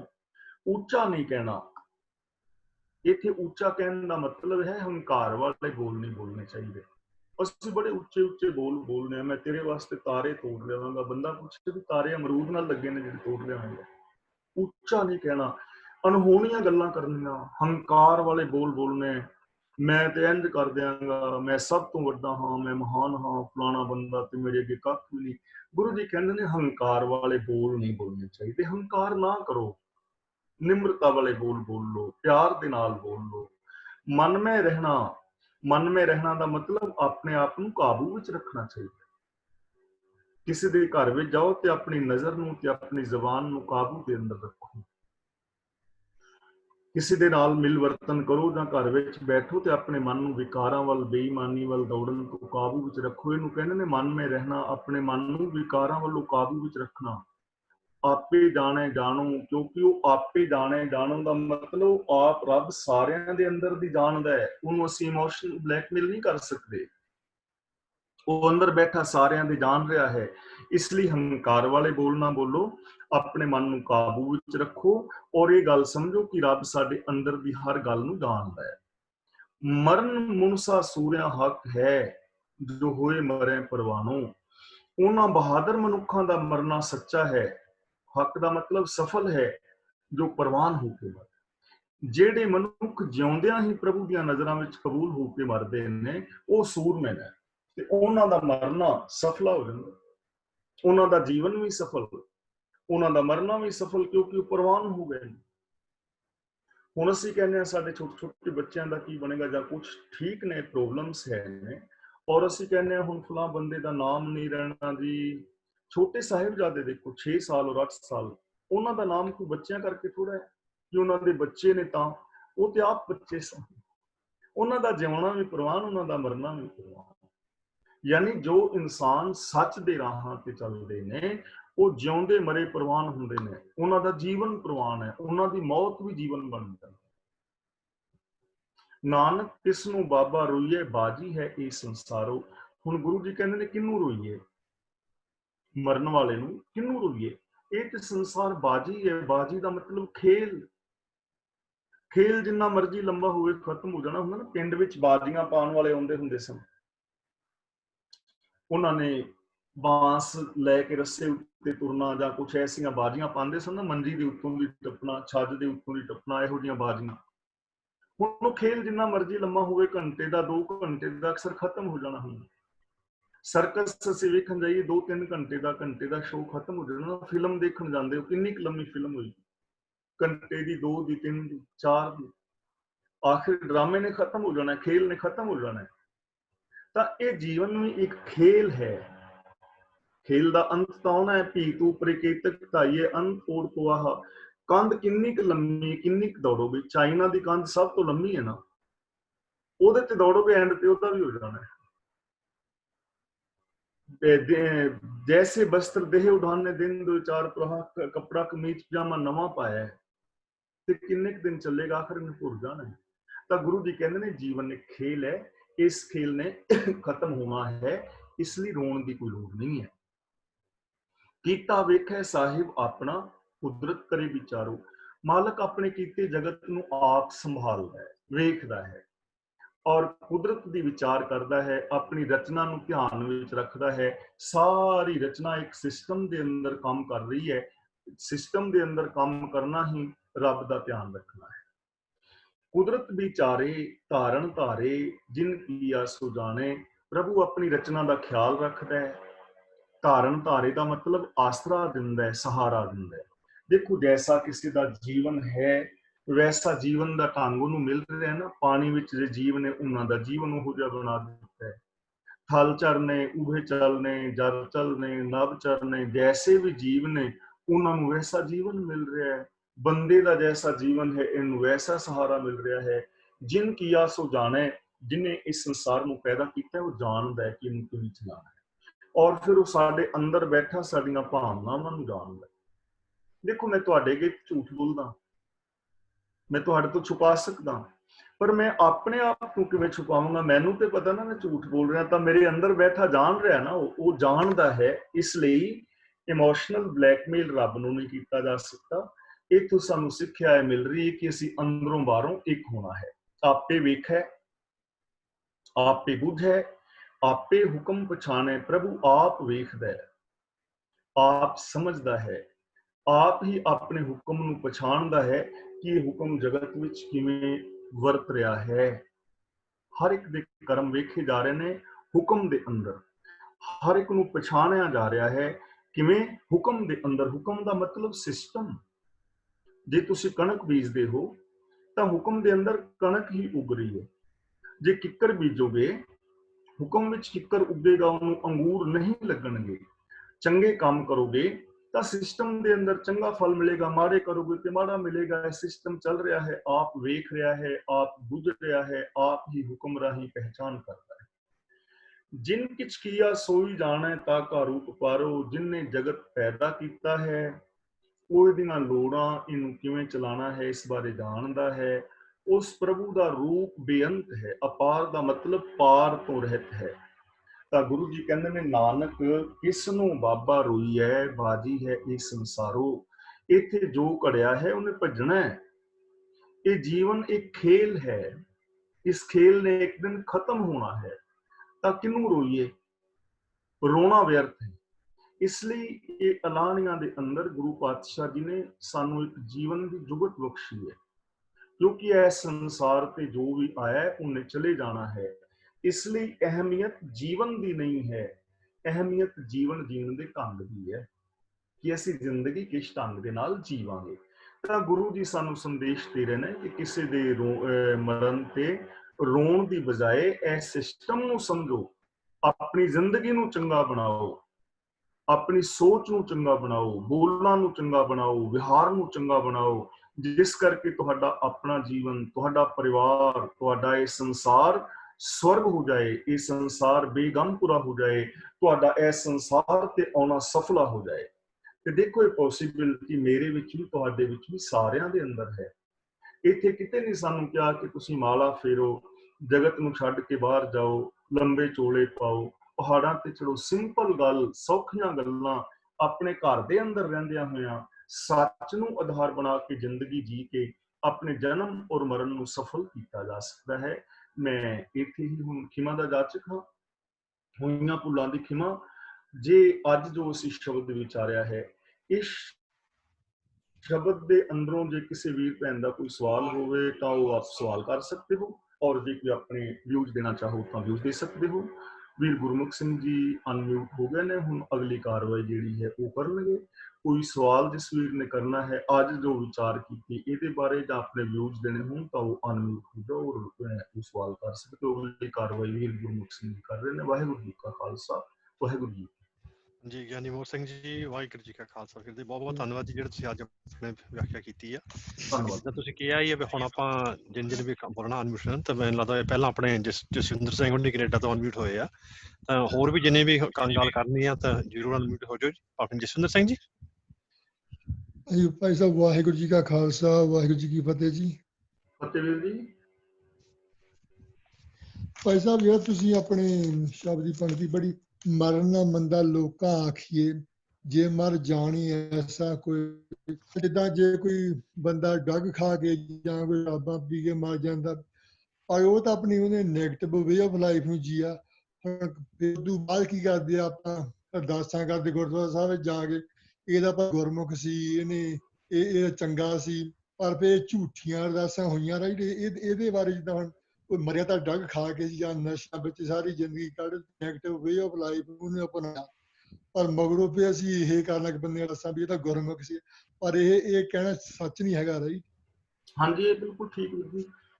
ਇਹ ਹੁਣ ਸਿਰਫ ਤੁਸੀਂ ਇਸ ਚੀਜ਼ ਨੂੰ ਸਮਝ ਸਕਦੇ ਹੋ ਕਿ ਅਸੀਂ ਲੋਕਾਚਾਰੀ ਵਾਸਤੇ ਕਹਿ ਦਿੰਦੇ ਹਾਂ। ਸਾਡੇ ਨਾ ਉੱਥੇ ਇੱਕ ਸਿੰਘ ਹੈਗਾ, ਤੇ ਸਿੰਘ ਤੇ ਨਹੀਂ, ਉਹ ਅੰਮ੍ਰਿਤ ਵਗੈਰਾ ਤਾਂ ਨਹੀਂ ਛਕਿਆ ਉਹਨੇ, ਤੇ ਉਹ ਕਿਸੇ ਨਾ ਬਜ਼ੁਰਗ ਦੇ ਭੋਗ ਤੇ ਸੀ, ਤੇ ਉਹਨੇ ਸ਼ਰਧਾਂਜਲੀ ਦਿੱਤੀ। ਗੱਲ ਮਜ਼ਾਕ ਵਾਲੀ ਵੀ, ਸੱਚੀ ਵੀ ਘਟੀ ਹੈ, ਕਰਨਾਲ ਡਿਸਟ੍ਰਿਕਟ ਦੀ ਹੈ, ਤੇ ਸ਼ਰਧਾਂਜਲੀ ਦਿੱਤੀ। ਤੇ ਸ਼ਰਧਾਂਜਲੀ ਦੇਣ ਬਾਅਦ ਨਾ ਆਣ ਕੇ ਉਹ ਜਿਹਦੇ ਪਿਓ ਮਰਿਆ ਉਹਨੂੰ ਆਣ ਕੇ ਕਹਿੰਦਾ ਵੀ ਸ਼ਰਾਬ ਦੀ ਬੋਤਲ ਦਾ, ਤੇ ਮੈਨੂੰ ਪਿਆ। ਆਂਦਾ ਕਿਉਂ? ਆਂਦਾ ਵੀ ਬੰਦਿਆਂ ਵਾਂਗੂ ਪਿਆ ਦੇ, ਵੀ ਜਿੰਨਾ ਚੰਗਾ ਮੈਂ ਤੇਰੇ ਪਿਓ ਨੂੰ ਸਟੇਜ ਤੇ ਕਹਿ ਕੇ ਆਇਆ ਉਹਨਾਂ ਚੰਗਾ ਹੈ ਨਹੀਂ ਸੀ ਉਹ। ਤੇ ਹੁੰਦਾ ਬਹੁਤ ਹੀ ਵਾਰੀ ਐਵੇਂ ਹੀ ਹੈ, ਤੇ ਉਹ ਸਾਡੀਆਂ ਗਲਤੀਆਂ ਹੋ ਸਕਦੀਆਂ ਹਨ, ਠੀਕ ਹੈ ਨਾ। ਤੇ ਕਈ ਵਾਰੀ ਲੋਕਾਚਾਰੀ ਵਾਸਤੇ ਅਸੀਂ ਇੱਥੇ ਕਹਿੰਦੇ ਹਾਂ ਤਾਂ ਉਹ ਇੱਕ ਵੱਖਰਾ ਟੌਪਿਕ ਹੈ, ਲੇਕਿਨ ਗੁਰੂ ਜੀ ਜੋ ਸਾਨੂੰ ਦੇ ਰਹੇ ਨੇ ਉਹ ਦੇ ਰਹੇ ਨੇ ਜੀਵਨ ਜੀਣ ਦਾ ਢੰਗ, ਕਿ ਹਰ ਇਨਸਾਨ ਨੂੰ ਚੰਗੀ ਜ਼ਿੰਦਗੀ ਜੀਣੀ ਚਾਹੀਦੀ। ਹਾਂਜੀ, ਠੀਕ ਹੈ, ਥੈਂਕ ਯੂ ਜੀ। Thank you Jaswinder Singh ji. ਹਾਂਜੀ, ਤਾਂ ਹੋਰ ਜੀ ਆਪਣੇ ਸਤਨਾਮ ਸਿੰਘ ਜੀ। ਸਤਨਾਮ ਸਿੰਘ ਜੀ। ਵਾਹਿਗੁਰੂ ਜੀ ਕਾ ਖਾਲਸਾ, ਵਾਹਿਗੁਰੂ ਜੀ ਕੀ ਫਤਿਹ। ਗਿਆਨੀ ਜੀ। ਫਤਿਹ ਜੀ। ਗਿਆਨੀ, ਜਿਸ ਤਰ੍ਹਾਂ ਆਪਣੇ ਬਹੁਤ ਵਧੀਆ ਸਰਲ ਤਰੀਕੇ ਨਾਲ ਕੀਤਾ ਹੈ। ਮੇਰਾ ਹੈਗਾ, ਆਵੋ ਮਿਲੋ ਸਹੇਲੀਓ, ਉਹ ਸੱਚੜਾ ਨਾਮ ਲਿਆ। ਯਾਨੀ ਕੋਈ ਐਸੀ ਅਵਸਥਾ ਵਾਲੇ ਲੋਕ ਇਸ ਦੁਨੀਆ ਵਿੱਚ ਹੈ ਜੋ ਮਰਨ ਤੋਂ ਬਾਅਦ ਰੋਣ ਧੋਣ ਛੱਡ ਕੇ ਸਦਾ ਧਿਰ ਰਹਿਣ ਵਾਲਾ ਨਾਮ ਸਿਮਰਦੇ ਹੋਣ। ਆਪ ਦੀ ਨਿਗਾਹ ਵਿੱਚ ਏਦਾਂ ਦੀ ਅਵਸਥਾ ਵਾਲੇ ਲੋਕ ਹੈਗੇ ਇਸ ਦੁਨੀਆ ਵਿੱਚ? ਹਾਂਜੀ ਵੀਰ ਜੀ, ਇਹੋ ਜਿਹੇ ਬਹੁਤ ਸਾਰੇ ਲੋਕ ਮਿਲ ਜਾਣਗੇ ਜਦੋਂ ਤੁਸੀਂ ਵੇਖੋਗੇ। ਤੇ ਨਾਮ ਦਾ ਮਤਲਬ ਹੈਗਾ ਗੁਣ, ਗੁਣਾਂ ਦੇ ਧਾਰਨੀ ਹੋਣਾ। ਤਾਂ ਬਹੁਤ ਸਾਰੇ ਐਸੇ ਸੱਜਣ ਸਾਨੂੰ ਮਿਲ ਜਾਂਦੇ ਨੇ ਜਿਹੜੇ ਗੁਣਾਂ ਦੇ ਧਾਰਨੀ ਹੈ ਨੇ, ਵਾਸਤਵ ਦੇ ਵਿੱਚ ਹੀ ਹੈਗੇ ਨੇ। ਜਿਹੜੇ ਰੋਣ ਧੋਣ ਤੋਂ ਇਹ ਸਦਾ ਨਾਮ, ਇਹਦਾ ਜਿਹੜਾ ਸਦਾ ਧਿਰ ਰਹਿਣ ਵਾਲਾ ਨਾਮ ਹੈ ਉਹ ਜਪਦੇ ਹੋਣ, ਜਾਂ ਉਹ ਕਹਿੰਦੇ ਵੀ ਨਾ ਤਾਂ ਰੋਵੋ ਨਾ ਧੋਵੋ ਨਾ। ਉਹੋ ਜਿਹੇ ਵੀ ਕਈ ਸੱਜਣ ਹੈਗੇ ਨੇ, ਜੇ ਕਈ ਸੱਜਣ ਹੈ ਨੇ, ਮੈਂ ਆਪ ਦੇਖਿਆ ਵੀ ਜਿੱਥੇ ਨਾ ਉੱਥੇ ਰੋਣ ਧੋਣ ਨਹੀਂ ਮਤਲਬ ਕਰਦੇ। ਜਿਵੇਂ ਹੁਣ ਆਪਣੇ ਪਿਤਾ ਜੀ ਦੀ ਡੈਥ ਹੋਈ ਸੀ ਤੇ ਅਸੀਂ ਇਹੋ ਜਿਹਾ ਕੁਛ ਨਹੀਂ ਸੀ ਕੀਤਾ। ਹੋਰ ਵੀ ਕਈ ਸੱਜਣ ਹੈ ਨੇ ਐਸੇ ਜਿਹੜੇ ਮੈਂ ਆਪ ਦੇਖੇ ਨੇ ਕਿ ਉੱਥੇ ਮੌਤ ਦੇ ਟਾਈਮ ਉਹਨਾਂ ਨੇ ਕੁਛ ਐਸਾ ਨਹੀਂ ਕੀਤਾ। ਜਿਵੇਂ ਆਪਣੇ ਅਮਰੀਕਾ ਤੋਂ ਇਹਨਾਂ ਦੇ ਦਾਦਾ ਦਾਦੀ ਤਾਂ ਉੱਥੇ ਕੁਛ ਵੀ ਐਸਾ ਮਤਲਬ ਉਹਨਾਂ ਨੇ ਨਹੀਂ ਸੀ ਕੀਤਾ। ਕਈ ਸੱਜਣ ਹੈਗੇ ਨੇ ਅਸੀਂ। ਹੈ ਨਹੀਂ, ਪਰ ਕੋਈ ਘੱਟ ਹਾਂਜੀ ਘੱਟ ਨੇ, ਹਾਂਜੀ ਘੱਟ ਨੇ। ਉਹਦਾ ਰੀਜ਼ਨ ਵੀਰ ਜੀ ਕਿ ਅਸੀਂ ਨਾ ਇਹਨਾਂ ਚੀਜ਼ਾਂ ਦਾ ਪ੍ਰਚਾਰ ਪ੍ਰਸਾਰ ਕਰ ਨਹੀਂ ਪਾਏ, ਔਰ ਲੋਕਾਚਾਰੀ ਸਾਡੇ ਉੱਤੇ ਭਾਰੂ ਰਹੀ ਥੋੜੀ ਜਿਹੀ। ਕਈ ਵਾਰੀ ਐਸਾ ਹੁੰਦਾ ਕਿ ਰੋਣ ਤੇ ਜੀ ਤਾਂ ਨਹੀਂ ਕਰ ਰਿਹਾ ਹੁੰਦਾ, ਪਰ ਕਈ ਵਾਰੀ ਲੋਕ ਫਿਰ ਕਹਿੰਦੇ ਨੇ ਯਾਰ ਉਹਨਾਂ ਦਾ, ਜਿਵੇਂ ਪਿੱਛੇ ਇੱਕ ਭੈਣ ਗੱਲ ਕਰ ਰਹੇ ਸੀ, ਫਲਾਂ ਬੰਦਾ ਉਹ ਰੋਇਆ ਹੀ ਨਹੀਂ, ਉਹਦਾ ਘਰ ਵਾਲਾ ਮਰਿਆ ਤੇ ਉਹਨੂੰ ਤੇ ਰੋਣ ਹੀ ਨਹੀਂ ਆਇਆ, ਉਹਨੂੰ ਤੇ ਅਫਸੋਸ ਹੀ ਨਹੀਂ। ਕਈ ਵਾਰੀ ਬੰਦੇ ਇਹਨਾਂ ਗੱਲਾਂ ਕਰਕੇ ਰੋਈ। ਥੈਂਕ ਯੂ ਜੀ, ਥੈਂਕ ਯੂ ਗਿਆਨੀ ਜੀ, ਬਹੁਤ ਧੰਨਵਾਦ। Thank you Satnam Singh ji. ਜੇ ਹੋਰ ਕਿਸੇ ਨੇ ਕੋਈ ਕੁਐਸਚਨ ਪੁੱਛਣਾ ਤਾਂ ਜ਼ਰੂਰ ਆਪਣੇ ਅਨਮਿਊਟ ਹੋ ਜਾਓ ਜੀ। ਤਾਂ ਬਾਕੀ ਮੈਂ ਇੱਕ ਗੱਲ ਕਰੂੰਗਾ ਜੀ, ਵੀ ਗਿਆਨੀ ਜੀ ਆਪਣੇ ਕੱਲ ਜਾਂ ਪਰਸੋਂ ਕਿਸੇ ਨੇ ਕੁਐਸਚਨ ਪੁੱਛਿਆ ਸੀ ਵੀ ਜਦੋਂ ਆਪਾਂ ਇਸ ਮੌਕੇ ਤੇ ਕਿਸੇ ਦੇ ਘਰ ਜਾਂਦੇ ਆ ਜਾਂ ਆਪਣੇ ਕਿਤੇ ਕੋਈ ਮਿਲਦਾ ਆ, ਵੀ ਆਪਾਂ ਉਹਨਾਂ ਨਾਲ ਕਿਸ ਤਰੀਕੇ ਨਾਲ ਗੱਲਬਾਤ ਕਰੀਏ। ਹਾਂਜੀ, ਵੀ ਆਪਾਂ ਉਹਨਾਂ ਨੂੰ ਕੀ ਕਹਿ ਸਕਦੇ ਆ। ਤਾਂ ਮੇਰਾ ਤਾਂ ਵਿਚਾਰ ਹੈ ਜੀ, ਵੀ ਜਿਹੜੀ ਤੁਸੀਂ ਅੱਜ ਗੱਲਾਂ ਕੀਤੀਆਂ, ਜਿਹੜੇ ਤੁਸੀਂ ਦੱਸਿਆ ਵੀ ਉਹ ਦੱਸੇ ਵੀ ਕਿਹਦੀ ਵਾਰੀ ਨਹੀਂ ਆਉਣੀ, ਵੀ ਕਿਹਦੀ ਮੌਤ ਨਹੀਂ ਆਉਣੀ। ਹਾਂਜੀ, ਤੇ ਮੇਰੇ ਹਿਸਾਬ ਨਾਲ ਤਾਂ ਵੀ ਉਹ ਗੱਲ ਬਹੁਤ, ਜਿਹੜੀ ਆਪਾਂ ਤੋੜ ਕੇ ਨਹੀਂ ਕਹਿ ਸਕਦੇ, ਪਰ ਆਪਾਂ ਪਿਆਰ ਦੇ ਨਾਲ, ਹਾਂਜੀ, ਵੀ ਜਿਹਨੂੰ ਥੋੜਾ ਸਮਝਾਉਣਾ ਆ, ਹਾਂਜੀ, ਵੀ ਉਹ ਥੋੜਾ ਆਪਾਂ ਸੋਚੀਏ। ਵੀ ਤੁਸੀਂ ਅੱਜ ਇਹਨਾਂ ਬਾਰੇ, ਆਪਣੇ ਗੱਲਾਂ ਬਾਰੇ ਕਾਫੀ ਦੱਸਿਆ ਹੈ। ਹਾਂਜੀ, ਤਾਂ ਮੈਂ ਇੱਕ ਵਾਰੀ ਹੋਰ ਪੁੱਛ ਲੈਣਾ ਜੀ, ਹੋਰ ਕਿਸੇ ਨੇ ਜੇ ਕੋਈ ਗੱਲ ਕਰਨੀ ਆ ਜਾਂ ਕੋਈ ਅਨਮਿਊਟ ਹੋਣਾ ਆ। ਆਪਣੇ ਗੁਰਸ਼ਰਨ ਸਿੰਘ ਜੀ ਹੋਏ ਆ ਜੀ। ਗੁਰਸ਼ਰਨ ਸਿੰਘ ਜੀ। ਹਾਂਜੀ ਜੀ, ਖਾਲਸਾ ਵਾਹਿਗੁਰੂ ਜੀ। ਵਾਹਿਗੁਰੂ ਜੀ। ਹਾਂਜੀ, ਤੇ ਮੈਂ ਤੁਹਾਡੇ ਕੋਲ ਇੱਕ ਵਾਰੀ ਇਹ ਸਵਾਲ ਪੁੱਛਿਆ ਸੀ ਤੇ ਮੈਨੂੰ ਪੂਰਾ ਕਲੀਅਰ ਨਹੀਂ ਹੋਇਆ। ਤੁਹਾਨੂੰ ਜੇ ਪੁੱਛ ਸਕਦਾ ਦੁਬਾਰਾ ਤਾਂ ਵਧੀਆ। ਜੇ ਹਾਂਜੀ, ਕੋਈ ਗੱਲ ਨਹੀਂ, ਭਾਵੇਂ 4 ਵਾਰੀ ਪੁੱਛੋ, ਨੋ ਪ੍ਰੋਬਲਮ। ਹਾਂਜੀ, ਉਹ ਇਹ ਸੀ ਕਿ ਮਤਲਬ ਜਿਹੜੀ ਸਾਡਾ ਪੂਰਬ ਲਿਖਿਆ ਲੇਖ, ਉਹ ਹੁੰਦੇ ਕੀ ਨੇ ਤੇ ਕਿਸ ਤਰ੍ਹਾਂ ਮਿਟ ਸਕਦੇ ਨੇ, ਤੇ ਮਿਟਦੇ ਨੇ ਕਿ ਨਹੀਂ ਮਿਟਦੇ ਨੇ। ਗੁਰਬਾਣੀ ਤੇ ਬੜੀ ਤਰ੍ਹਾਂ ਦਾ ਲਿਖਿਆ, ਜਿਸ ਤਰ੍ਹਾਂ ਨਾਨਕ ਬਿਨਵੇ ਤਿਸੇ ਸੋ ਕਿਛ ਪਾਈਏ ਪੂਰਬ ਲਿਖੇ ਕਾ ਲੈਣਾ, ਜਾਂ ਉੱਥੇ ਲਿਖਿਆ ਹੈ ਬਿਨ ਭਾਗਾ ਸਤਸੰਗ ਨਾਨਕ ਬਿਨ ਸੰਗਤ ਮਹਿਲ ਭਰੀਏ ਜੀ। ਉਹ ਸਾਖੀਆਂ ਚ ਵੀ, ਕਈ ਸਾਖੀਆਂ ਚ ਆਉਂਦਾ ਹੈ ਕਿ ਗੁਰੂ ਜੀ ਐਸੀ ਨਜ਼ਰ ਨਾਲ ਦੇਖਦੇ ਨੇ ਕਿ ਉਹਨਾਂ ਦੇ ਸਾਰੇ ਫੋਟ ਟੁੱਟ ਜਾਂਦੇ ਨੇ ਤੇ ਉਹ ਨਾਮ ਰਸ ਚ ਚਲਾ ਜਾਂਦੇ ਨੇ। ਇਹ ਜਿਹੜਾ ਹੈਗਾ ਪੂਰਨ ਕਰਮ ਨੇ, ਜਾਂ ਜਿਹੜੇ ਭਾਗ ਲਿਖੇ ਹੋਏ ਨੇ, ਇਹਨਾਂ ਚ ਕਿੰਨੀ ਕੁ ਪਾਵਰਫੁਲ ਬੜਿਆ ਨੇ ਕਿ ਨਹੀਂ ਨੇ, ਕਿ ਕਿਸ ਤਰ੍ਹਾਂ ਕਿ ਨਾਮ ਨਾਲ ਤੋੜ ਸਕਦੇ ਹਾਂ। ਹਾਂ ਵੀਰ ਜੀ, ਨਾ ਕਰਮ ਨੂੰ ਅਸੀਂ ਕਿੰਨਾ ਰੂਪਾਂ ਦੇ ਵਿੱਚ ਵੇਖਾਂਗੇ। ਜਿਹੜੇ ਵਿਦਵਾਨ ਪੁਰਸ਼ਾਂ ਨੇ ਕਰਮ ਬਾਰੇ ਲਿਖਿਆ, ਉਹ 3 ਕਿਸਮ ਦੇ ਕਰਮ ਲਿਖੇ ਨੇ। ਇੱਕ ਹੈਗਾ ਪ੍ਰਾਰਬਧ ਕਰਮ, ਦੂਜਾ ਹੈਗਾ ਕਿਰਿਆਮਾਨ ਕਰਮ, ਤੀਜਾ ਹੈਗਾ ਸੰਚਿਤ ਕਰਮ। ਜੇ ਪੈਨ ਕਾਪੀ ਹੈ, ਕਿਸੇ ਨੇ ਲਿਖਣਾ ਹੋਵੇ ਤਾਂ ਤੁਸੀਂ ਲਿਖ ਸਕਦੇ ਹੋ। ਪ੍ਰਾਰਬਧ ਕਰਮ ਉਹਨੂੰ ਕਹਿੰਦੇ ਨੇ ਜਿਸ ਕਰਮ ਦੇ ਫਲ ਦਾ ਸਾਨੂੰ ਸੁੱਖ ਦੁੱਖ ਮਿਲ ਚੁੱਕਾ ਹੈ। ਜਿਵੇਂ ਮਿਸਾਲ ਵਜੋਂ ਮੈਂ ਰੋਟੀ ਖਾਈ ਤੇ ਮੇਰੀ ਭੁੱਖ ਮਿਟ ਗਈ, ਇਹ ਹੈਗਾ ਪ੍ਰਾਰਬਧ ਕਰਮ। ਹੁਣ ਜਿਹੜੀ ਮੈਂ ਰੋਟੀ ਖਾਈ, ਉਹਦਾ ਕੰਮ ਖਤਮ ਹੋ ਗਿਆ, ਉਹਨੂੰ ਮੈਂ ਦੁਬਾਰਾ ਨਹੀਂ ਖਾ ਸਕਦਾ, ਉਹ ਮੇਰੀ ਦੁਬਾਰਾ ਭੁੱਖ ਨਹੀਂ ਮਿਟਾ ਸਕਦੀ, ਕਿਉਂਕਿ ਉਹਦਾ ਕੰਮ ਖਤਮ ਹੋ ਗਿਆ। ਇਹਨੂੰ ਕਹਿੰਦੇ ਨੇ ਪ੍ਰਾਰਬਧ ਕਰਮ। ਪ੍ਰਾਰਬਧ ਕਰਮ। ਦੂਜਾ ਹੈਗਾ ਕਿਰਿਆਮਾਨ ਕਰਮ। ਕਿਰਿਆਮਾਨ ਕਰਮ ਅਸੀਂ ਉਹਨੂੰ ਕਹਿੰਦੇ ਹਾਂ ਜਿਹੜੇ ਕੰਮ ਅਸੀਂ ਕਰ ਰਹੇ ਹਾਂ ਹੁਣ ਇਸ ਵਕਤ, ਜਿਹੜੇ ਮੈਂ ਬੋਲ ਰਿਹਾ ਵਾਂ। ਤੀਜੇ ਹੈਗੇ ਨੇ ਸੰਚਿਤ ਕਰਮ। ਸੰਚਿਤ ਕਰਮ ਉਹਨਾਂ ਨੂੰ ਕਹਿੰਦੇ ਨੇ ਜਿਹੜੇ ਮੈਂ ਸੋਚ ਕੇ ਕਰ ਕਰਕੇ ਜਿਹੜਾ ਮੇਰਾ ਸੁਭਾਅ ਬਣਿਆ ਹੋਇਆ, ਆਦਤਾਂ ਬਣੀਆਂ ਹੋਈਆਂ ਨੇ। ਹੁਣ ਇਹਨਾਂ ਨੂੰ ਬਦਲਿਆ ਕਿਵੇਂ ਜਾ ਸਕਦਾ ਹੈ? ਇਹ ਸਾਡੇ ਆਪਣੇ ਹੱਥ ਵਿੱਚ ਨੇ। ਜਿਹੜੇ ਪ੍ਰਾਰਬਧ ਕਰਮ ਨੇ, ਉਹਨਾਂ ਨੂੰ ਬਦਲਿਆ ਨਹੀਂ ਜਾ ਸਕਦਾ। ਇਹਨਾਂ ਨੂੰ ਅਸੀਂ ਐਵੇਂ ਸਮਝ ਸਕਦੇ ਹਾਂ ਕਿ ਤੁਹਾਡੇ ਕੋਲ ਤੀਰ ਹੈਗਾ ਔਰ ਕਮਾਨ ਹੈਗਾ ਤੇ ਇੱਕ ਭੱਥਾ ਭਰਿਆ ਹੋਇਆ, ਤੀਰਾਂ ਦਾ ਬੋਕਸਾ ਭਰਿਆ ਹੋਇਆ। ਤੁਸੀਂ ਇੱਕ ਤੀਰ ਕਮਾਨ ਤੇ ਚੜਾ ਕੇ ਚਲਾ ਦਿੱਤਾ, ਉਸ ਚਲਾਏ ਹੋਏ ਤੀਰ ਨੂੰ ਤੁਸੀਂ ਬਦਲ ਨਹੀਂ ਸਕਦੇ। ਉਹ ਜਾ ਕੇ ਨਿਸ਼ਾਨਾ ਵੱਜੇਗਾ, ਜਿੱਥੇ ਮਾਰਿਆ ਉਹ ਵੱਜੇਗਾ ਹੀ ਵੱਜੇਗਾ, ਉਹਦਾ ਫਲ ਮਿਲਣਾ ਹੀ ਹੈ। ਉਹ ਨਿਸ਼ਾਨੇ ਲੱਗੇ ਨਾ ਲੱਗੇ, ਉਹਨੂੰ ਨਹੀਂ ਬਦਲ ਸਕਦੇ। ਠੀਕ ਹੈ ਨਾ ਜੀ, ਉਹਨੂੰ ਨਹੀਂ ਬਦਲ ਸਕਦੇ। ਦੂਜਾ ਹੈਗਾ ਕਿਰਿਆਮਾਨ ਕਰਮ। ਕਿਰਿਆਮਾਨ ਕਰਮ ਉਹਨੂੰ ਕਹਿੰਦੇ ਨੇ ਜਿਹੜਾ ਤੀਰ ਤੁਸੀਂ ਭੱਥੇ ਚੋਂ ਕੱਢਿਆ ਹੈ ਔਰ ਕਮਾਨ ਦੇ ਉੱਤੇ ਖਿੱਚਿਆ ਹੋਇਆ ਹੈ, ਹਾਲੀ ਚਲਾਇਆ ਨਹੀਂ, ਤਾਂ ਇਹਨੂੰ ਚਾਹੋ ਤੇ ਤੁਸੀਂ ਕਰਕੇ ਖਤਮ ਕਰ ਸਕਦੇ ਹੋ, ਤੁਸੀਂ ਚਾਹੋ ਤਾਂ। ਜਿਹੜੇ ਮੈਂ ਹੁਣ ਤੱਕ ਗਾਲੀ ਗਲੋਚ ਕਰ ਚੁੱਕਾ ਵਾਂ, ਚੰਗਾ ਮੈਂ ਬੋਲ ਚੁੱਕਾ ਵਾਂ, ਉਹ ਮੈਂ ਬੋਲ ਨਹੀਂ ਬਦਲ ਸਕਦਾ। ਪਰ ਜਿਹੜੇ ਮੈਂ ਹੁਣ ਬੋਲ ਰਿਹਾ, ਮੈਂ ਇਹਨਾਂ ਨੂੰ ਬਦਲ ਸਕਦਾ, ਮੇਰੇ ਹੱਥ ਵਿੱਚ ਨੇ। ਤੀਜੇ ਕਰਮ ਨੇ ਸੰਚਿਤ ਕਰਮ, ਜਿਹੜਾ ਪਿੱਛੇ ਮੇਰੇ ਭੱਥਾ ਇੱਕ ਹੋਰ ਭਰਿਆ ਪਿਆ ਹੈ। ਜੇ ਮੈਂ ਚਾਹਾਂ ਤੇ ਉਹਦੇ ਵਿੱਚੋਂ ਤੀਰ ਕੱਢ ਕੇ ਖੋਰ ਚਲਾ ਦਿਆਂ, ਨਾ ਚਾਹਾਂ ਤੇ ਉਹਨਾਂ ਨੂੰ ਮੈਂ ਬੇਕਾਰ ਕਰ ਸਕਦਾ। ਤਾਂ ਇਸ ਤਰ੍ਹਾਂ ਇਹ ਕਰਮ ਸਾਡੇ ਆਪਣੇ ਹੱਥ ਵਿੱਚ ਨੇ। ਜਿਹੜੇ ਪੂਰਬ ਲਿਖੇ ਨੇ ਉਹ ਹੈਗਾ ਕਿ ਜਿਹੜੇ ਅਸੀਂ ਆਪਣਾ ਸੁਭਾਅ ਬਣਾ ਚੁੱਕੇ ਹਾਂ ਹੁਣ ਤੱਕ। ਪੂਰਬ ਲਿਖੇ ਦਾ ਮਤਲਬ ਰੱਬ ਵੱਲੋਂ ਨਹੀਂ ਲਿਖੇ ਹੋਏ ਆਏ, ਜਿਹੜੇ ਅਸੀਂ ਕਰਮ ਕਰਕੇ ਆਪਣਾ ਸੁਭਾਅ ਬਣਾ ਲਿਆ।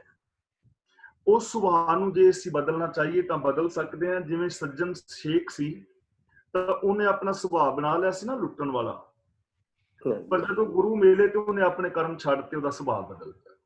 ਲੇਕਿਨ ਬਹੁਤ ਸਾਰੇ ਐਸੇ ਲੋਕ ਨੇ ਬੜੇ ਚੰਗੇ ਕਰਮ ਕੀਤੇ ਉਹਨਾਂ ਨੇ, ਤੇ ਉਹਨਾਂ ਨੇ ਚੰਗੇ ਛੱਡਤੇ ਤੇ ਉਹਨਾਂ ਦਾ ਮਾੜਾ ਸੁਭਾਅ ਬਣ ਗਿਆ। ਹੁਣ ਗੰਗੂ ਤੇ ਕਿੰਨਾ ਚਿਰ ਰਿਹਾ ਰਸੋਈਆ ਜਾਂ ਜਿਸ ਤਰ੍ਹਾਂ ਵੀ, ਪਰ ਅੱਗੇ ਆਣ ਕੇ ਉਹਨੇ ਕਰਮ ਬਦਲਿਆ ਤੇ ਉਹ ਪੈਦਾ ਹੋ ਗਿਆ।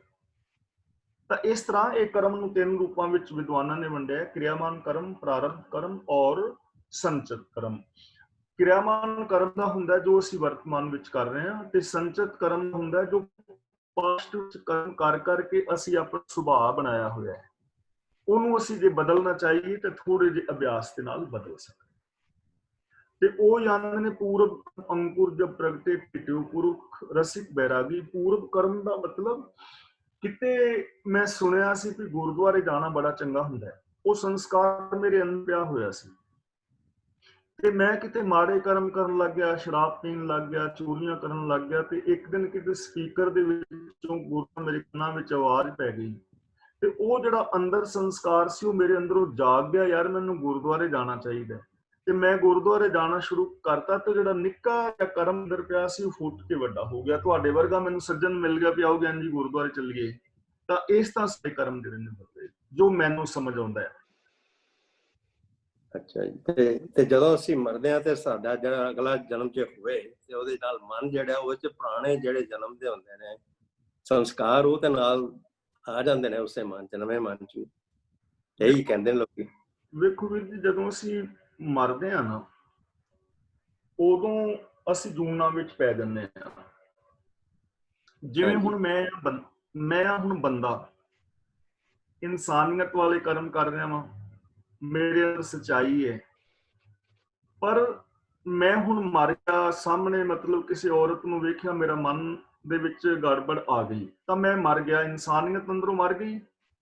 ਤੇ ਮੈਂ ਹੁਣ ਜੂਨ ਵਿੱਚ ਪੈ ਗਿਆ, ਹਾਥੀ ਦੀ ਜੂਨ ਵਿੱਚ। ਹੁਣ ਮੈਂ ਬੰਦਾ ਨਹੀਂ ਰਿਹਾ, ਹੁਣ ਮੈਂ ਹਾਥੀ ਬਣ ਗਿਆ, ਕਿਉਂਕਿ ਕਾਮ ਵਾਸਨਾ ਦਾ ਸ਼ਿਕਾਰ ਆ।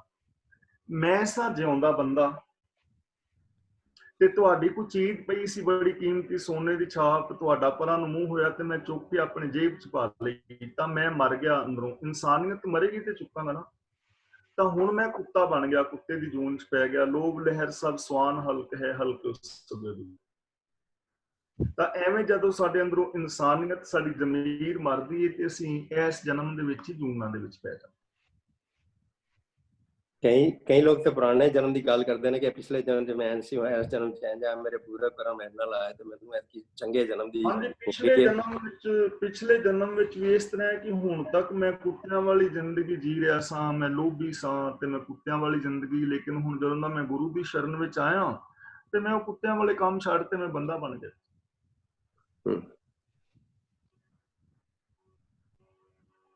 ਜੀ ਰਿਹਾ ਸੀ ਨਾ ਉਹ ਜ਼ਿੰਦਗੀ ਆਪਣੇ ਰਾਖਸ਼ਾਂ ਵਾਲੀ। ਕੌਡਾ ਭੀਲ ਰਾਖਸ਼ ਸਿੰਘਾਂ ਵਾਲਾ ਨਹੀਂ ਸੀ, ਭੀਲ ਸੀ, ਰਾਖਸ਼ਾਂ ਵਾਲੀ ਜ਼ਿੰਦਗੀ ਜੀ ਰਿਹਾ ਸੀ ਉਹ। ਪਿਛਲਾ ਜਨਮ ਉਹਦਾ ਰਾਖਸ਼ਾਂ ਵਾਲਾ। ਤੇ ਜਦੋਂ ਗੁਰੂ ਨਾਨਕ ਦੇਵ ਜੀ ਆਏ, ਹਾਂਜੀ, ਰਾਖਸ਼ਾਂ ਵਾਲਾ ਕੰਮ ਉਹਨੇ ਛੱਡਤਾ। ਕਈ ਮੈਂ ਪਤਾ ਹੈ, ਸਾਨੂੰ ਪਤਾ ਹੈ ਲੋਕਾਂ ਦੇ ਜਿਹੜੇ ਪਿਛਲੇ ਜਨਮ ਵਿੱਚ ਹੀ ਹਿਊਮਨ ਬੀਇੰਗ ਸਨ, ਇਸ ਜਨਮ ਚ ਹੀ ਨੇ। ਉਹਨਾਂ ਨੇ ਆਪਣੀ ਹਿਸਟਰੀ ਵੀ ਦੱਸੀ ਤੇ ਉਹਨਾਂ ਨੇ ਜੇ ਵੀ ਦੇਖ ਲਿਆ ਕਿ ਕਿੱਥੇ ਹੈਗੇ ਸੀ, ਚੈੱਕ ਵੀ ਕਰ ਲਿਆ ਕਿ ਉਹ ਐਕਚੁਅਲੀ ਆਇਆ ਸੀ ਪਿਛਲੇ ਜਨਮ ਚ ਹੀ। ਤੇ ਉਹਨਾਂ ਦੇ ਨਾਲ ਤੇ ਫਿਰ ਉਹਨਾਂ ਦੇ ਸੰਸਕਾਰ ਆਉਣਗੇ। ਹਾਂਜੀ, ਉਹਨਾਂ ਨੇ ਇੰਨਾ ਕੁ ਦੱਸਿਆ ਹੋਣਾ ਕਿ ਮੈਂ ਪਿਛਲੇ ਜਨਮ ਦੇ ਵਿੱਚ ਫਲਾਣੇ ਪਿੰਡ ਸੀ ਮੇਰਾ, ਤੇ ਉੱਥੇ ਮੇਰੇ 2 ਧੀਆਂ ਸੀ, ਇੱਕ ਪੁੱਤਰ ਸੀ, ਦੱਸਿਆ ਨਾ ਉਹਨਾਂ ਨੇ। ਉਹਨਾਂ ਨਾਲ ਇਹ ਵੀ ਦੱਸਿਆ ਕਿ ਕਿਹੜੇ ਮੰਦਿਰ ਜਾਂਦੇ ਸੀ, ਕੀ ਕਰਦੇ ਸੀ, ਕਿਹੜੇ ਮੰਦਿਰ ਜਾਂਦੇ ਸੀ, ਉਹਨਾਂ ਨੇ ਇਹ ਵੀ ਕਿਹੜੇ ਦੱਸਿਆ। ਕੀ ਦੀ ਪੁਜਾਰੀ ਸੀ, ਕਿਤੇ ਪੁਜਾਰੀ ਸੀ। ਹਾਂਜੀ ਹਾਂਜੀ, ਉਹਨਾਂ ਨੇ ਇਹ ਨਹੀਂ ਦੱਸਿਆ ਹੋਣਾ ਕਿ ਕਦੋਂ ਮੈਂ ਖੋਤਾ ਸੀ ਤੇ ਕਿਹੜੇ ਘੁਮਿਆਰ ਦਾ ਖੋਤਾ ਸੀ, ਉਹ ਮੇਰੇ ਉੱਤੇ ਵਜਨ ਲਾਦਾ ਸੀ, ਉਹ ਕਦੀ ਨਹੀਂ ਦੱਸਿਆ ਹੋਣਾ। ਕਿਹੜੇ ਮੈਂ ਜੱਟ ਦਾ ਝੋਟਾ ਸੀ ਵੀ ਉਹ ਮੇਰੇ ਤੇ ਬੁੱਗੀ ਵਿੱਚ ਜੂੰਦਾ ਸੀ, ਉਹਨੇ ਕਦੀ ਨਹੀਂ ਦੱਸਿਆ ਹੋਣਾ ਵੀ ਇਹ ਜੱਟ ਦਾ ਝੋਟਾ ਸੀ। ਉਹ ਤੋਂ ਜਾ ਕੇ ਪੁੱਛਿਆ, ਦੇਖੋ 84 ਲੱਖ ਜੂਨਾ ਭੋਗ ਕੇ ਆਇਆ ਨਾ। ਇਹੋ ਜਿਹੇ ਲੋਕ ਬਹੁਤੇ ਇਮੋਸ਼ਨਲ ਬਲੈਕਮੇਲਰ ਹੁੰਦੇ ਨੇ। ਉਹਨਾਂ ਦੇ ਜਿਹੜੇ ਇਹ ਚੀਜ਼ਾਂ ਕਈ ਵਾਰ ਨਾ ਫੜੀਆਂ ਜਾ ਚੁੱਕੀਆਂ ਨੇ ਆ ਤਰਕਸ਼ੀਲਾਂ ਨੇ, ਦੂਜਿਆਂ ਨੇ।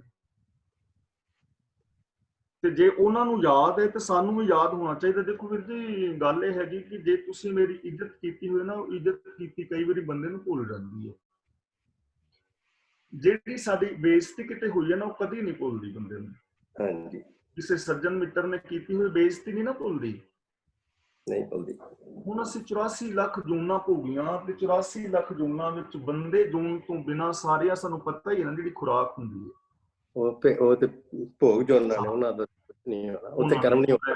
ਦੇਖੋ ਮੈਂ ਸਾਂ, ਜਦੋਂ ਮੈਂ ਸੂਰ ਦੀ ਜੂਨ ਵਿੱਚ ਸਾਂ ਤਾਂ ਵੀਰ ਜੀ ਮੈਨੂੰ ਰਸਗੁੱਲੇ, ਗੁਲਾਬ ਜਾਮਨ, ਬਰਫੀ, ਸਮੋਸੇ, ਪੀਜੇ, 버ਗਰ ਤੇ ਮਿਲਦੇ ਨਹੀਂ ਸੀ। ਇੰਨੀ ਮੇਰੀ ਬੇਇੱਜ਼ਤੀ ਸੀ ਨਾ। ਜਦੋਂ ਮੈਂ ਖੋਤਾ ਸਾਂ ਤਾਂ ਮੇਰੇ ਅੱਗੇ ਕੋਈ ਆਰਤੀਆਂ ਤੇ ਕਰਦਾ ਨਹੀਂ ਸੀ, ਨਾ ਸੈਲਡ ਕੱਟ ਕੇ ਰੱਖਦਾ ਸੀ, ਛਿੱਤਰ ਹੀ ਮਾਰਦੇ ਸੀ, ਘੁਮਿਆਰ ਮੇਰੇ ਉੱਤੇ ਲੱਦਾ ਹੋਏਗਾ। ਜਦੋਂ ਮੈਂ ਵਿਸ਼ਟਾ ਦਾ ਕੀੜਾ ਸੀ ਤੇ ਕੁਰਬਲ ਵਿਸ਼ਟਾ ਵਿੱਚ ਕਰਦਾ ਸੀ, ਤਾਂ ਮੈਨੂੰ ਯਾਦ ਰਹਿਣਾ ਚਾਹੀਦਾ ਨਾ ਕੁਛ ਨਾ ਕੁਛ। ਜ਼ਿਆਦਾ ਨਹੀਂ ਤਾਂ ਸਾਡੀ ਜ਼ਿੰਦਗੀ ਦਾ 10% ਤੇ ਸਾਨੂੰ ਯਾਦ ਰਹਿਣਾ ਚਾਹੀਦਾ ਪਿਛਲਾ। ਇੱਜ਼ਤ ਨਾ ਯਾਦ ਰਹੇ, ਬੇਇੱਜ਼ਤੀ ਤੇ ਯਾਦ ਰਹਿੰਦੀ ਹੈ।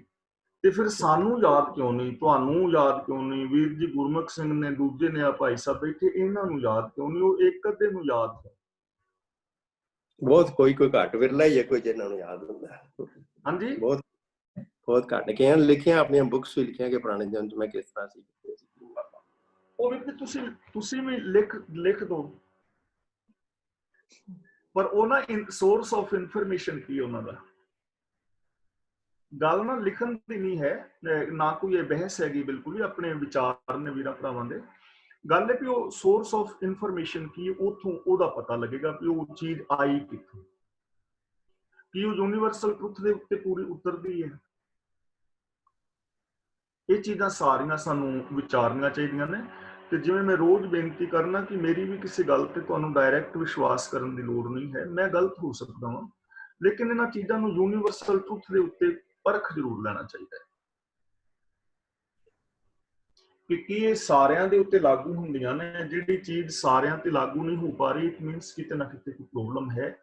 ਯੂਨੀਵਰਸਲ ਟਰੁੱਥ ਦਾ ਮਤਲਬ ਸਰਬ ਦੇਸ਼ੀ, ਸਰਬ ਸਾਂਝੀ, ਸਰਬ ਕਾਲੀ, ਕਿ ਉਹ ਚੀਜ਼ ਹਰ ਟਾਈਮ ਸੱਚੀ ਹੋਣੀ ਚਾਹੀਦੀ ਹੈ। ਸੱਚ ਹਰ ਇੱਕ ਦੇ ਉੱਤੇ ਲਾਗੂ ਹੁੰਦਾ ਹੈ ਔਰ ਹਰ ਥਾਂ ਤੇ ਲਾਗੂ ਹੁੰਦਾ ਹੈ। ਅੱਗ ਹੱਥ ਸਾੜਦੀ ਹੈ ਨਾ, ਤਾਂ ਉਹ ਪਾਕਿਸਤਾਨ 'ਚ ਵੀ ਸਾੜਦੀ, ਰਸ਼ੀਆ ਵਿੱਚ ਵੀ, ਇੰਡੀਆ ਵਿੱਚ ਵੀ ਸਾੜਦੀ ਹੈ। ਗਰਮੀ ਵਿੱਚ ਵੀ ਸਾੜਦੀ ਹੈ, ਸਰਦੀ ਵਿੱਚ ਵੀ ਸਾੜਦੀ ਹੈ, ਸਨੋ ਪਈ ਹੋਵੇ ਤਾਂ ਵੀ ਸਾੜਦੀ ਹੈ। ਹਿੰਦੂ ਦਾ ਹੱਥ ਵੀ ਸਾੜਦੀ ਹੈ, ਸਿੱਖ ਦਾ ਵੀ, ਮੁਸਲਮਾਨ ਦਾ ਵੀ, ਆਸਤਕ ਦਾ ਵੀ, ਨਾਸਤਕ ਦਾ ਵੀ, ਅੰਮ੍ਰਿਤਧਾਰੀ ਦਾ ਵੀ ਸਾੜਦੀ, ਸ਼ਰਾਬੀ ਦਾ ਵੀ ਸਾੜਦੀ। ਇਹਨੇ ਵੀ ਸ਼ਰਾਬੀ ਦਾ ਸਾੜੇ ਤੇ ਅੰਮ੍ਰਿਤਧਾਰੀ ਦਾ, ਕਿਉਂਕਿ ਸੱਚ ਹੈ ਨਾ। ਤਾਂ ਸੱਚ ਜਿਹੜਾ ਨਾ ਸਾਰਿਆਂ ਤੇ ਲਾਗੂ ਹੁੰਦਾ ਹੈ। ਜੇ ਇੱਕ ਬੰਦੇ ਨੂੰ ਇਹ ਚੀਜ਼ਾਂ ਸਾਰੀਆਂ ਯਾਦ ਨੇ ਤੇ ਦੂਜੀਆਂ ਆਤਮਾਵਾਂ ਨੂੰ ਵੀ ਯਾਦ ਹੋਣੀਆਂ ਚਾਹੀਦੀਆਂ ਨੇ ਨਾ। ਇਹਦੇ ਬਾਰੇ ਤੁਸੀਂ ਥੈਂਕ ਯੂ ਜੀ। ਹੋਰ ਗੁਰਸ਼ਾਨ ਸਿੰਘ ਜੀ। ਹਾਂਜੀ ਹਾਂਜੀ, ਕੀ ਕਹਿਣਾ ਚਾਹੋਗੇ? ਠੀਕ ਹੈ ਜੀ। ਨਹੀਂ, I'm done, I'm okay. Thank you ਜੀ। ਹਾਂਜੀ, ਥੈਂਕ ਯੂ ਜੀ, ਧੰਨਵਾਦ। ਇਹਨੂੰ ਬੈਸ ਦਾ ਵਿਚਾਰ ਨੇ ਵੀਰਾ ਭਰਾ ਨੂੰ। ਅੱਛਾ ਜੀ, ਸੌਰੀ ਟਾਈਮ ਬੜਾ ਲੈ ਲਿਆ ਮੈਂ। ਨਹੀਂ ਗੁਰਸ਼ਾਨ ਸਿੰਘ ਜੀ, ਗੁਰਸ਼ਾਨ ਠੀਕ ਹੈ ਜੀ, ਤੁਹਾਡੇ ਕੁਐਸਚਨ ਵਧੀਆ ਸੀ, ਥੈਂਕ ਯੂ ਜੀ। ਹਾਂਜੀ, ਆਪਾਂ ਹੁਣ ਆਪਣੇ ਇੱਕ ਬੀਬੀ ਸੁਰਿੰਦਰ ਕੌਰ ਅਨਮਿਊਟ ਹੋਈ ਆ, ਉਹ ਤੋਂ ਬਾਅਦ ਆਪਣੇ ਕੁਲਦੀਪ ਕੌਰ ਤੇ ਸੁਰਿੰਦਰ ਕੌਰ ਜੀ। ਹਾਂਜੀ, ਵਾਹਿਗੁਰੂ ਜੀ ਕਾ ਖਾਲਸਾ, ਵਾਹਿਗੁਰੂ ਜੀ ਕੀ ਫਤਿਹ। ਵੀਰ ਜੀ, ਮੈਂ ਪਹਿਲੇ ਵੀਰ ਜੀ ਜਿੱਦਾਂ ਕਹਿੰਦੇ ਸੀ ਕਿ ਤੁਹਾਨੂੰ ਪਤਾ ਹੁੰਦਾ ਜਦੋਂ ਕਿ ਕੋਈ ਸ਼ਰਾਬ ਪੀ ਕੇ ਜਾਂ ਡਰੱਗ ਖਾ ਕੇ ਮਰਿਆ, ਪਰ ਫਿਰ ਵੀ ਤੁਹਾਨੂੰ ਅਰਦਾਸਾਂ ਕੀਤੀਆਂ ਜਾਂਦੀਆਂ ਕਿ ਵਾਹਿਗੁਰੂ ਉਹਨਾਂ ਨੂੰ ਚਰਨਾਂ ਵਿੱਚ ਨਿਵਾਸਣ, ਜਾਂ ਫਿਰ ਜਿੰਨੇ ਜਦੋਂ ਤੁਸੀਂ ਏਦਾਂ ਦੇ ਘਰ ਦੇ ਵਿੱਚ ਜਾਂ ਉਹਦਾ ਰਿਸ਼ਤੇਦਾਰਾਂ ਨਾਲ ਅਫਸੋਸ ਕਰਦੇ ਹੋ ਤਾਂ ਸਿਫਤਾਂ ਦੇ ਪੁਲ ਬਣ ਦਿੰਦੇ ਆ ਫਿਰ ਵੀ, ਹਨਾ। ਪਰ ਤੁਹਾਡੀ ਆਤਮਾ ਨਹੀਂ ਚਾਹੁੰਦੀ ਹੁੰਦੀ ਕਿ ਕੁਛ ਕਿਹਾ ਜਾਵੇ, ਫਿਰ ਕਿੱਦਾਂ ਕੀਤਾ ਜਾਵੇ? ਮੈਂ ਤਾਂ ਆਪਣੇ ਖਿਆਲ ਮੁਤਾਬਕ ਏਦਾਂ ਦੇ ਅਫਸੋਸ ਤੇ ਜਾਣਾ ਨਹੀਂ ਚਾਹੁੰਦੀ ਹੁੰਦੀ ਹੈ ਨਾ, ਪਰ ਫਿਰ ਵੀ ਕਈ ਵਾਰੀ ਹੁੰਦਾ ਕਿ ਤੁਹਾਡੀ ਮਿਲਵਰਤਨ ਹੈ, ਮੂੰਹ ਮੱਥੇ ਲੱਗਦੇ ਜਾਂ ਹੋਰ ਕੁਝ ਜਾਣਾ ਪੈਂਦਾ, ਫੈਮਿਲੀ ਪ੍ਰੈਸ਼ਰ ਕਰਕੇ ਜਾਂ ਚਲੋ ਸੋਸਾਇਟੀ ਦੇ ਪ੍ਰੈਸ਼ਰ ਕਰਕੇ, ਤਾਂ ਕੀ ਉੱਥੇ ਮੈਂ ਤਾਂ ਬਿਲਕੁਲ ਚੁੱਪ ਕਰਕੇ ਹੀ ਆ ਜਾਂਦੀ ਹੁੰਦੀ ਆ। ਫਿਰ ਉਹ ਵੀ ਕਹਿੰਦਾ ਅਫਸੋਸ ਕਰਨਾ, ਪਰ ਇੱਕ ਵਰਡ ਨਹੀਂ ਮੂੰਹ ਦੇ ਵਿੱਚੋਂ ਨਿਕਲਿਆ। ਫਿਰ ਮਤਲਬ ਏਦਾਂ ਦੀ ਸਿਚੁਏਸ਼ਨ ਕੀ ਸੱਚ ਹੈ, ਕੀ ਕਹਿਣਾ ਚਾਹੀਦਾ? ਭੈਣ ਦੇਖੋ, ਅਸੀਂ ਵੀ ਜਾਂਦੇ ਹਾਂ ਹਨਾ, ਸਾਡੇ ਵੀ ਰਿਸ਼ਤੇਦਾਰ ਸੱਜਣ ਮਿੱਤਰ ਨੇ ਜਾਈਦਾ ਹੈ ਨਾ, ਤੇ ਉੱਥੇ ਜਿਹੜੀ ਮੈਂ ਸ਼ਬਦਾਵਲੀ ਯੂਜ਼ ਕਰਦਾ ਵਾਂ, ਉਹ ਮੈਂ ਸ਼ਬਦਾਵਲੀ ਇਸ ਟਾਈਪ ਦੀ ਯੂਜ਼ ਕਰਨਾ, ਚਲੋ ਰੱਬ ਦੀ ਰਜ਼ਾ ਸੀ ਹਨਾ, ਜਾਂ ਜਿਹੜਾ ਵੀ ਸੱਜਣ ਮਿੱਤਰ ਸੀ ਉਹਦੀ ਸਾਨੂੰ ਲੋੜ ਸੀ, ਉਹਦੀ ਥੋੜ ਆਏਗੀ। ਪਰ ਸਾਡੇ ਲਾਇਕ ਕੋਈ ਸੇਵਾ ਹੈ ਤੇ ਦੱਸੋ ਕਿ ਅਸੀਂ ਤੁਹਾਡੇ ਨਾਲ ਸਹਿਯੋਗੀ ਹਾਂ। ਤੇ ਜੋ ਹੁਆ ਹੋ ਸੋ ਜਾਣੇ, ਪ੍ਰਭ ਆਪਣੇ ਕਾ ਹੁਕਮ ਪਛਾਣੇ, ਕਿ ਰੱਬ ਦੀ ਰਜ਼ਾ ਐਵੇਂ ਸੀ ਔਰ ਇਹਨੇ ਐਵੇਂ ਹੋਣਾ ਹੀ ਸੀ। ਇਸ ਲਈ ਤੁਸੀਂ ਮਤਲਬ ਹੌਸਲਾ ਕਰੋ, ਸੱਚ ਨੂੰ ਅਪਣਾਓ। ਜਿਹੜੇ ਉਸ ਸਾਡੇ ਵੀਰ ਦੇ ਰਹਿੰਦੇ ਕਾਰਜ ਸਨ ਉਹਨਾਂ ਨੂੰ ਤੁਸੀਂ ਪੂਰਿਆਂ ਕਰੋ, ਔਰ ਆਪਣੀ ਸੋਚ ਨੂੰ ਤੁਸੀਂ ਪੋਜ਼ਿਟਿਵ ਵਰਤੋਗੇ ਤਾਂ ਤੁਸੀਂ ਖੁਸ਼ ਰਹੋਗੇ। ਜਿਹੜੇ ਮਾਪੇ ਨੇ ਤੇ ਉਹਨਾਂ ਨੂੰ ਅਸੀਂ ਇਹ ਚੀਜ਼ ਕਹਿ ਸਕਦੇ ਹਾਂ ਕਿ ਜੇ ਤੁਸੀਂ ਆਪ ਰੋਵੋਗੇ ਜਾਂ ਇਸ ਤਰ੍ਹਾਂ ਕਲਪੋਗੇ ਤੇ ਬੱਚਿਆਂ ਨੂੰ ਤੁਸੀਂ ਕਿਵੇਂ ਸੰਭਾਲੋਗੇ। ਇਸ ਲਈ ਸਬਰ ਕਰਨ ਦੀ ਟਰਾਈ ਕਰੋ। ਤੇ ਬਿਨਾਂ ਸ਼ੱਕ ਤੋਂ ਸਾਡੇ ਕਹਿਣ ਦੇ ਨਾਲ ਇਹਦੇ 'ਚ ਇੱਕ ਸਬਰ ਨਹੀਂ ਆਉਣਾ, ਲੇਕਿਨ ਫਿਰ ਵੀ ਇਸ ਟਾਈਪ ਦੇ ਨਾਲ ਅਸੀਂ ਉਹਨੂੰ ਹੌਸਲਾ ਦੇ ਸਕਦੇ ਹਾਂ। ਔਰ ਸੱਚੀ ਸ਼ਰਧਾਂਜਲੀ ਇਹ ਹੋ ਸਕਦੀ ਹੈ ਕਿ ਅਸੀਂ ਤੁਹਾਡੇ ਨਾਲ ਖੜੇ ਹਾਂ, ਸਾਡੀ ਕਿਸੇ ਕਿਸਮ ਦੀ ਲੋੜ ਹੋਵੇ ਤੇ ਅਸੀਂ ਤੁਹਾਡੇ ਹਮੇਸ਼ਾ ਨਾਲ ਹਾਂ। ਇਸ ਤਰ੍ਹਾਂ ਅਸੀਂ ਉਹਨਾਂ ਨੂੰ ਹੌਸਲਾ, ਔਰ ਇਹ ਹੌਸਲਾ ਬਣਾਵਟੀ ਨਾ ਹੋਏ, ਦਿਲੋਂ ਹੋਏ, ਐਵੇਂ ਐਵੇਂ ਅਸੀਂ ਕਰ ਸਕਦੇ ਹਾਂ। ਹਾਂਜੀ, ਪਰ ਉਸ ਇਨਸਾਨ ਦੀ ਸਿਫਤਾਂ ਕਰਨੀਆਂ ਤਾਂ ਕੋਈ ਅੱਛੀ ਗੱਲ ਨਹੀਂ ਹੈ ਵੀ ਉਹ ਬਹੁਤ ਸਿਫਤ ਪੈਣ ਇਸ ਤਰ੍ਹਾਂ ਵੀ ਜੇ ਕੋਈ ਸਿਫਤ ਉਹਦੇ ਵਿੱਚ ਹੈ ਸੀ, ਹਾਂਜੀ ਫਿਰ ਤੇ ਠੀਕ ਹੈ ਯਾਰ, ਉਹ ਸਿਫਤ ਕਰ ਵੀ ਦੇਣੀ ਚਾਹੀਦੀ ਵੀ ਬੜਾ ਚੰਗਾ ਬੰਦਾ ਸੀ, ਵੀ ਬੜੇ ਪਿਆਰ ਦੇ ਨਾਲ ਬੋਲਦਾ ਸੀ। ਜਿਹੜਾ ਕੋਈ ਗੁਣ ਹੈ ਤਾਂ ਉਹ ਕਹਿਣ ਵਿੱਚ ਕੋਈ ਇਤਰਾਜ਼ ਵਾਲੀ ਗੱਲ ਨਹੀਂ ਹੈਗੀ। ਹਾਂ, ਇਹ ਵੀ ਜਿਹੜਾ ਗੁਣ ਹੋਵੇ ਹੀ ਨਾ, ਹਾਂਜੀ ਲੋਕਾਂ ਦੀਆਂ ਉਹਨੇ ਪ੍ਰਾਪਰਟੀਆਂ ਦਵਾਈਆਂ ਹੋਣ ਤੇ ਜੇ ਉੱਥੇ ਫਿਰ ਅਸੀਂ ਕਵੀ ਉਹ ਜੀ ਬੜਾ ਦਾਨੀ ਸੀ ਤਾਂ ਉਹ ਵੀ ਠੀਕ ਨਹੀਂ ਹੈ। ਲੇਕਿਨ ਜੇ ਕੋਈ ਗੁਣ ਹੈ ਸੀ ਤੇ ਉਹਦੇ ਗੁਣ ਨੂੰ ਕਹਿਣਾ ਵੀ ਗਲਤ ਨਹੀਂ, ਤੇ ਇਹ ਵੀ ਨਹੀਂ ਕਿ ਜਾ ਕੇ ਅਸੀਂ ਉੱਥੇ ਇਹ ਹੀ ਕਹੀਏ ਵੀ ਉਹ ਤੇ ਬੜਾ ਬੇਈਮਾਨ ਸੀ ਵੀ ਚੰਗਾ ਹੋ ਗਿਆ, ਇਹ ਵੀ ਠੀਕ। ਅੱਛਾ ਵੀ ਨਹੀਂ ਲੱਗਦਾ। ਉਹੀ ਹੈ ਵੀ ਇਨਸਾਨ ਮਤਲਬ ਅਸੀਂ ਨਾ ਉਹ ਦੇਖ ਸਕਦੇ ਹਾਂ ਕਿ ਉਹ ਸਿਚੁਏਸ਼ਨ ਕੈਸੀ ਹੈ, ਇਹਨੂੰ ਸਿਚੁਏਸ਼ਨ ਮੈਨੇਜਮੈਂਟ ਵਿੱਚ ਲੈ ਸਕਦੇ ਹਾਂ ਅਸੀਂ। ਹਾਂਜੀ ਹਾਂਜੀ, ਕਾਮਨ ਸੈਂਸ ਅਸੀਂ ਉੱਥੇ ਵਰਤ ਸਕਦੇ ਹਾਂ ਕਿ ਅਸੀਂ ਉੱਥੇ ਕੋਈ ਸ਼ਬਦਾਵਲੀ ਪੱਕੀ ਨਹੀਂ ਨਿਸ਼ਚਿਤ ਕੀਤੀ ਜਾ ਸਕਦੀ। ਠੀਕ, ਹਾਂਜੀ, ਥੈਂਕ ਯੂ। ਓਕੇ ਜੀ, ਥੈਂਕ ਯੂ ਭੈਣ ਜੀ ਸਿੰਦਰ ਕੌਰ ਜੀ। ਆਪਾਂ ਹੁਣ ਆਉਂਦੇ ਹੈਗੇ ਆ ਕੁਲਦੀਪ ਕੌਰ ਦੇ ਕੋਲ, ਤੇ ਇਹ ਤੋਂ ਬਾਅਦ ਆਪਣੇ ਜਗਜੀਤ ਕੌਰ। ਕੁਲਦੀਪ ਕੌਰ ਜੀ। ਮੈਂ ਸਿਰਫ ਇਹੀ ਕਹਿਣਾ ਸੀ, ਜਿਸ ਤਰ੍ਹਾਂ ਵੀਰ ਜੀ ਕਹਿੰਦੇ ਸੀ ਕਿ ਉਹ ਬੰਦਾ ਕਹਿੰਦਾ ਮੈਨੂੰ ਤਾਂ ਪਿਛਲੀ ਜ਼ਿੰਦਗੀ ਯਾਦ ਹੈ। ਇਹ ਜਿਹੜੇ ਇਹੋ ਜਿਹੇ ਕਹਿੰਦੇ ਆ ਨਾ, ਇਹ ਫਿਰ ਆਪਣੀਆਂ ਇਹਨਾਂ ਦੀਆਂ ਫਿਰ ਮਸੀਤਾਂ ਬਣਾ ਕੇ ਉੱਥੇ ਫਿਰ ਪੈਸੇ ਚੜਵਾਉਂਦੇ ਆ। ਇਹ ਹੋਰ ਕੋਈ ਗੱਲ ਨਹੀਂ ਹੈਗੀ। ਜਿੱਦਾਂ ਗਿਆਨੀ ਜੀ ਨੇ ਕਿਹਾ ਆ ਕਿ ਜੇ ਉਸ ਬੰਦੇ ਨੂੰ ਯਾਦ ਹੈ ਤੇ ਫਿਰ ਸਾਨੂੰ ਵੀ ਯਾਦ ਹੋਣਾ ਚਾਹੀਦਾ। ਸਾਡੇ ਗੁਰੂ ਨਾਨਕ ਸਾਹਿਬ ਨੇ ਤਾਂ ਕਿਹਾ ਸੀ ਕਿ ਜਿਹੜਾ ਇੱਕ ਵਾਰੀ ਮਰ ਗਿਆ ਉਹਨੇ ਕਿਸੇ ਨੇ ਵੀ ਆ ਕੇ ਨਹੀਂ ਦੱਸਿਆ ਕਿ ਕੋਈ ਅੱਗੇ ਪਿੱਛੇ ਹੋਰ ਜ਼ਿੰਦਗੀ ਸੀਗੀ। ਇੰਨਾ ਹੀ ਕਹਿਣਾ ਸੀ। ਧੰਨਵਾਦ, ਥੈਂਕ ਯੂ ਜੀ ਕੁਲਦੀਪ ਕੌਰ ਜੀ। ਹਾਂਜੀ, ਜਗਜੀਤ ਕੌਰ ਜੀ। ਹਾਂਜੀ, ਮੈਂ ਸੁਰਿੰਦਰ ਭੈਣ ਜੀ ਨੇ ਜੋ ਕਿਹਾ ਕਾਫੀ ਹੱਦ ਤੱਕ ਸਹਿਮਤ ਹੈਗੀ ਹਾਂ। ਕਈ ਲੋਕ ਕਰਦੇ ਹਨ ਗੁਰਦੁਆਰੇ ਜਾ ਕੇ ਸਿਫਤਾਂ ਕਰਦੇ ਹਨ, ਪਰ ਮੈਂ ਇਹ ਸੋਚਦੀ ਹਾਂ ਜਦੋਂ ਤੁਸੀਂ ਇੱਕ ਬੰਦੇ ਦੀ ਝੂਠੀ ਸਿਫਤ ਕਰਦੇ ਹੋ ਬਾਬਾ ਜੀ ਦੀ ਹਾਜ਼ਰੀ ਵਿੱਚ, ਤੁਸੀਂ ਆਪਣੇ ਸਿਰ ਪਾਪ ਚੜਾ ਰਹੇ ਹੋ। ਕਿਉਂਕਿ ਜਦੋਂ ਕੋਰਟ ਵੀ ਜਾਂਦੇ ਹੋ ਤੁਹਾਨੂੰ ਕਹਿੰਦੇ ਜੀ ਬਾਈਬਲ ਤੇ ਕਿਸੇ ਦੇ ਹੱਥ ਰੱਖ ਕੇ ਤੁਸੀਂ ਜੋ ਕਹਿਣਾ ਹੈ ਸੱਚ ਕਹਿਣਾ, ਮਤਲਬ ਸਾਹਮਣੇ ਜੱਜ ਬੈਠਾ ਉਸਦਾ ਵੀ ਡਰ ਹੈਗਾ ਕਿ ਵੀ ਮੈਂ ਜੋ ਕਹਿਣਾ ਸੱਚ ਕਹਿਣਾ। ਤੇ ਅਸੀਂ ਗੁਰੂ ਸਾਹਿਬ ਜੀ ਦੀ ਹਾਜ਼ਰੀ ਵਿੱਚ ਜਿਸ ਬੰਦੇ ਦੇ ਅਵਗੁਣ ਸੀਗੇ ਉਸਦੀਆਂ ਝੂਠੀਆਂ ਤਾਰੀਫਾਂ ਨਹੀਂ ਕਰਨੀਆਂ ਚਾਹੀਦੀਆਂ। ਠੀਕ ਹੈ, ਜਿਹੜਾ ਕੋਈ ਗੁਣ ਸੀ ਉਹਦੀ ਤਾਰੀਫ ਕਰੋ, ਬਾਕੀ ਬਹੁਤੀਆਂ ਸਿਫਤਾਂ ਕਰਨ ਦੀ ਲੋੜ ਨਹੀਂ ਹੈ। ਕਿਉਂਕਿ ਇਹ ਅਸੀਂ ਆਪਣੇ ਸਿਰ ਪਾਪ ਚੜਾ ਰਹੇ ਹਾਂ ਝੂਠ ਬੋਲ ਕੇ ਬਾਬਾ ਜੀ ਦੀ ਹਾਜ਼ਰੀ ਵਿੱਚ। ਹਾਂਜੀ, ਗੁਰੂ ਸਾਹਿਬ ਦੀ ਹਜ਼ੂਰੀ ਵਿੱਚ ਨਹੀਂ, ਜੇ ਮੈਂ ਸਮਝਿਆ ਸੀ ਸ਼ਾਇਦ ਘਰ ਦੀ ਗੱਲ ਕਰਦੇ, ਜਿਹੜੇ ਗੁਰਦੁਆਰੇ ਸੀ ਸ਼ਰਧਾਂਜਲੀ ਪ੍ਰੋਗਰਾਮ ਰੱਖਦੇ ਆ ਨਾ, ਹਾਂਜੀ ਉੱਥੇ ਵੀ ਹੁੰਦਾ ਨਾ, ਬੜੇ ਬੜੇ ਲੈਕਚਰ ਹੁੰਦੇ ਨੇ। ਉਹ ਤਾਂ ਬਿਲਕੁਲ ਹੀ ਗਲਤ ਹੈ। ਸ਼ਰਧਾਂਜਲੀ ਵਗੈਰਾ ਦਾ ਸਿਸਟਮ ਗੁਰਮਤ ਦੇ ਵਿੱਚ ਨਹੀਂ ਹੈ। ਮੈਂ ਸਮਝਿਆ ਸ਼ਾਇਦ ਘਰ ਜੇ ਅਫਸੋਸ ਕਰਨ ਅਸੀਂ ਜਾਂਦੇ ਹਾਂ ਉਦੋਂ ਦੀ, ਗੁਰਦੁਆਰੇ ਦੇ ਵਿੱਚ ਸ਼ਰਧਾਂਜਲੀਆਂ ਵਾਲਾ ਤਾਂ ਬਹੁਤ ਗਲਤ ਕੰਮ ਹੈ। ਕਿਉਂਕਿ ਉੱਥੇ ਇੰਨਾ ਲੰਬਾ ਟਾਈਮ ਲੋਕ ਲੈਂਦੇ, ਜਿਹੜੇ ਸੰਗਤ ਆਈ ਹੁੰਦੀ ਵੀ ਬੋਰ ਹੋ ਜਾਂਦੇ, ਔਰ ਨਜਾਇਜ਼ ਸਿਫਤਾਂ ਉਹ ਨਹੀਂ ਠੀਕ ਹੈ। ਉੱਥੇ ਤਾਂ ਅਰਦਾਸ ਹੋ ਗਈ ਤੇ ਅਰਦਾਸ ਤੋਂ ਬਾਅਦ ਸਮਾਪਤੀ। ਹਾਂਜੀ, ਇੰਨੇ ਕਿਸੇ ਦੇ ਘਰ ਵੀ ਜਾਂਦੇ ਤੇ ਉੱਥੇ ਵੀ ਤੇ ਅਸੀਂ ਬਾਬਾ ਜੀ ਨੂੰ ਹਾਜ਼ਰ ਹੀ ਜਾਣਦੇ ਆ ਨਾ। ਹਾਂ, ਜੇ ਘਰ ਜਾਂਦੇ ਆ ਤਾਂ ਉੱਥੇ ਜੇ ਕੋਈ ਕਿਸੇ ਦਾ ਗੁਣ ਹੈ ਤਾਂ ਉਹ ਅਸੀਂ ਬਿਆਨ ਕਰ ਸਕਦੇ ਵੀ ਚੰਗਾ ਸੀ ਬੰਦਾ, ਤੇ ਉੱਥੇ ਦੀ ਕੋਈ ਗੱਲ ਨਹੀਂ। ਪਰ ਗੁਰਦੁਆਰੇ ਜਿਹੜਾ ਸ਼ਰਧਾਂਜਲੀ ਵਾਲਾ ਸਿਸਟਮ ਹੈ ਉਹ ਗਲਤ ਹੈ। ਹਾਂਜੀ, ਥੈਂਕ ਯੂ ਭੈਣ ਜੀ। ਥੈਂਕ ਯੂ ਜੀ। ਠੀਕ ਹੈ, ਥੈਂਕ ਯੂ ਜੀ ਜਗਜੀਤ ਕੌਰ ਜੀ। ਹਾਂਜੀ, ਜੇ ਹੋਰ ਕਿਸੇ ਨੇ ਆਪਣੀ ਕੋਈ ਸਲਾਹ ਦੇਣੀ ਹੈ ਜਾਂ ਹੋਰ ਕੋਈ ਕੁਐਸਚਨ ਹੈਗਾ ਤਾਂ ਜਰੂਰ ਆਪਣੇ ਨੋਟ ਹੋ ਜਾਓ, ਨਹੀਂ ਤਾਂ ਆਪਾਂ ਸਮਾਪਤੀ ਕਰ ਦੇਵਾਂਗੇ ਜੀ। ਹਾਂਜੀ, ਮੈਨੂੰ ਲੱਗਦਾ ਵੀ ਹੋਰ ਕੋਈ ਹੈ ਨਹੀਂ ਜੀ। ਮੋਹਰ ਸਿੰਘ ਜੀ, ਬਹੁਤ ਬਹੁਤ ਧੰਨਵਾਦ ਜੀ ਤੁਹਾਡਾ, ਤੇ ਬਾਕੀ ਸਾਰੀ ਸੰਗਤ ਦਾ ਵੀ ਆਉਣ ਦਾ। ਆਪਾਂ ਇਸੇ ਤਰੀਕੇ ਆਪਣੇ ਸੋਮਵਾਰ ਨੂੰ ਮੰਡੇ ਫੇਰ ਜੁੜਾਂਗੇ 2 ਵਜੇ।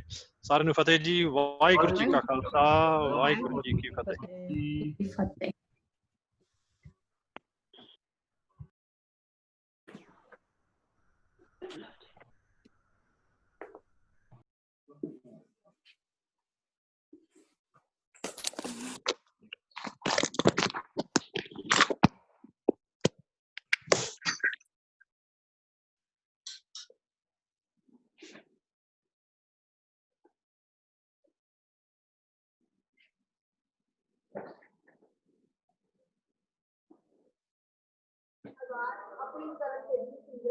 ਪਾਣੀ ਦੀ ਨਿਕਾਸੀ ਨਹੀਂ ਹੋਈ ਅਤੇ ਸ਼ਹਿਰ ਦੇ ਮੁਹੱਲਿਆਂ ਦੇ ਵਿੱਚ ਪਾਣੀ ਵਾਲਾ ਕਾਫੀ ਸਾਧਨ ਦੇ ਦੌਰਾਨ कौन से अकाली विधायक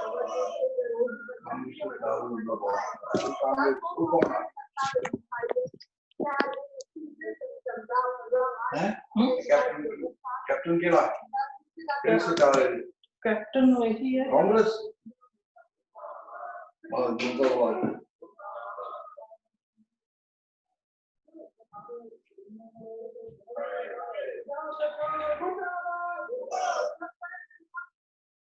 किन्नी वारी ਅਸੀਂ ਐਕਸ਼ਨ ਨੂੰ ਜਿਹੜੀ